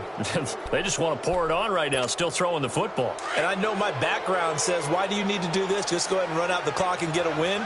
But as many people pointed out to me, it's a video game, man. Go ahead and put the numbers up. Sportsmanship, not an issue. Exercise those fingers. And he's going to fight his way forward here for a modest gain. And give him 4 yards there. It'll be 2nd and 6. Bottom line, they want to keep this clock rolling, so they'll take that one right there. They just want to keep falling forward, and they want to put the onus on the big fellas up front in order to bring this one home.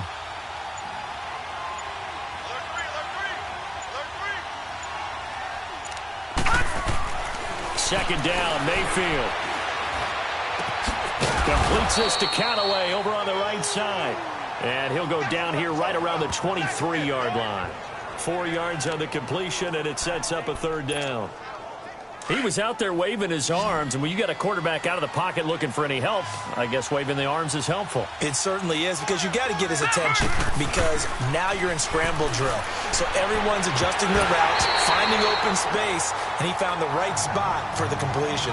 Now a 3rd down throw, but it misses the target, incomplete. Everything about that play tells you about today's NFL offenses and what they're asking out of running backs. You can't just be a guy who can run the football. You have to be able to catch it as well, and he didn't get that done on that play. So it's 3 more points, and that widens this thing out even further here in the 4th. And you know in this league, you can never have enough points, but this widens it out, as you said, and now it's all about ball control, isn't it? Here's Humphries. Solid return, pretty good field position. They'll start at the 32-yard line. And Tampa Bay trots out there now. And the turnover last time, that's sort of been symptomatic of their struggles here in this one. Big word. I like it, though, because you're exactly right. You like that, don't you? All game long, they've struggled moving the ball, turning it over on the last possession. Is that word again, symptomatic? Yeah. I like that. Your analysis, symptomatic of the success of this broadcast. What I like is that you gave me the word, and I just kept using it. Nice game there, partner, but you and I both know that won't do anything for the final score. They're not going to win this one. Right now, they're playing for pride and fantasy points. And just to erase that goose egg, nobody wants to be shut out. Oh, he's got a man wide open, complete. And he is tackled inside the 40, not quite to the 35.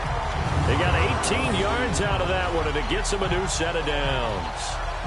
Offense for them has been at a premium. You wonder where plays like that have been all game long. They're thinking the exact same thing themselves, but they're also looking forward now, because now these plays are really for next week, trying to get some momentum going. And my goodness, another interception. Picked up by the linebacker, Joe Schobert. And his guys will take over at the 30-yard line. No. Yet another interception, and I just had to double-check my math. But it is now 8 between last week and this week. Well, I just used a calculator. I didn't worry about double-checking. And he's going to be intercepted a third time. Picked up by M.J. Stewart. And the return out shy of midfield to the 46-yard line. He was looking for Landry that time. Now they get a fourth-quarter pick. A little something to hang their hat on, I guess. Okay, so let's face it, though. Who's happy about this play? Fantasy guys, right? Yeah. The analytics will tell you one thing or another. That's a bad play on one hand, a good play on the other, but it's all about the fantasy points here. Yeah, because this ball game is over. They give him a gain of 38. Time for a break. Back to finish it off on EA Sports after this.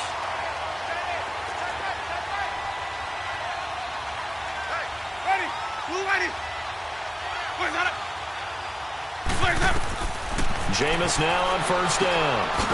Now they set up the screen. That's complete. No gain on the screen there. It's second down. They're going to need to get up and set in a hurry.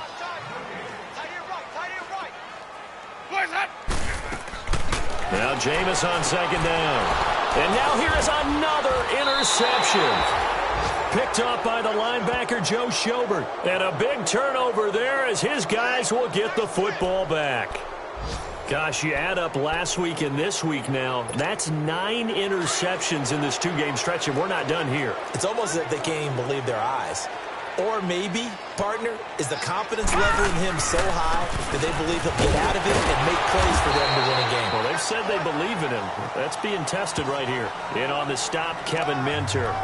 That first down play, all you want to do is wedge out any type of space and try and create enough room that if you have to run the punter out there, he can successfully complete the punt. Yeah, didn't get a ton there, but at least some positive yardage.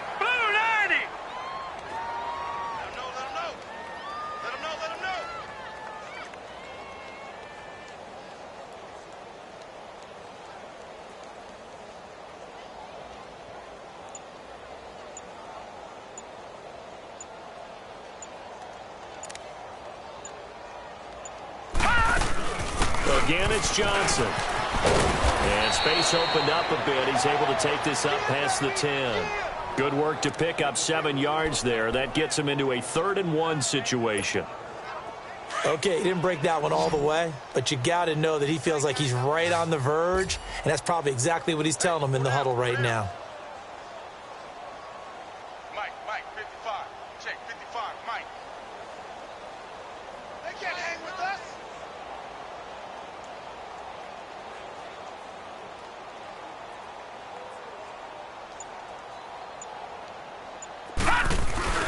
On 3rd down, Johnson. Leaping over him. And he will have a first down at about the 21-yard line. 9 yards on the pickup there, and it keeps the drive alive.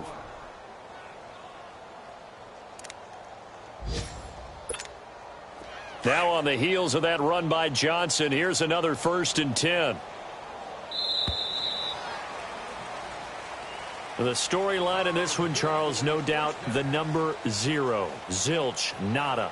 A shutout so hard to do in the NFL. It really is, and what an accomplishment, because you feel that not just on the defensive side, but as a full team. There's a lot of pride that goes into shutting out an opponent, and how about that 0 on the scoreboard for them, going along with those zeros in the time column too. So for Cleveland, they remain one of the hottest teams out there as the win moves them to 6.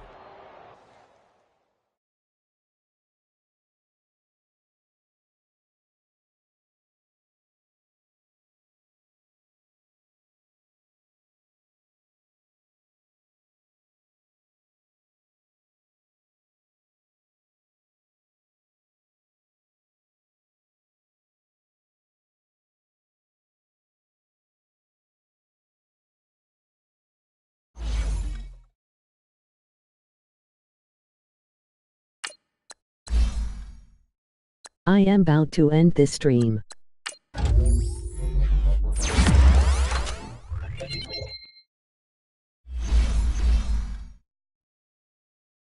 Scouting points are earned every week. Use all your points, as a portion of the remaining points will be lost when you advance the week.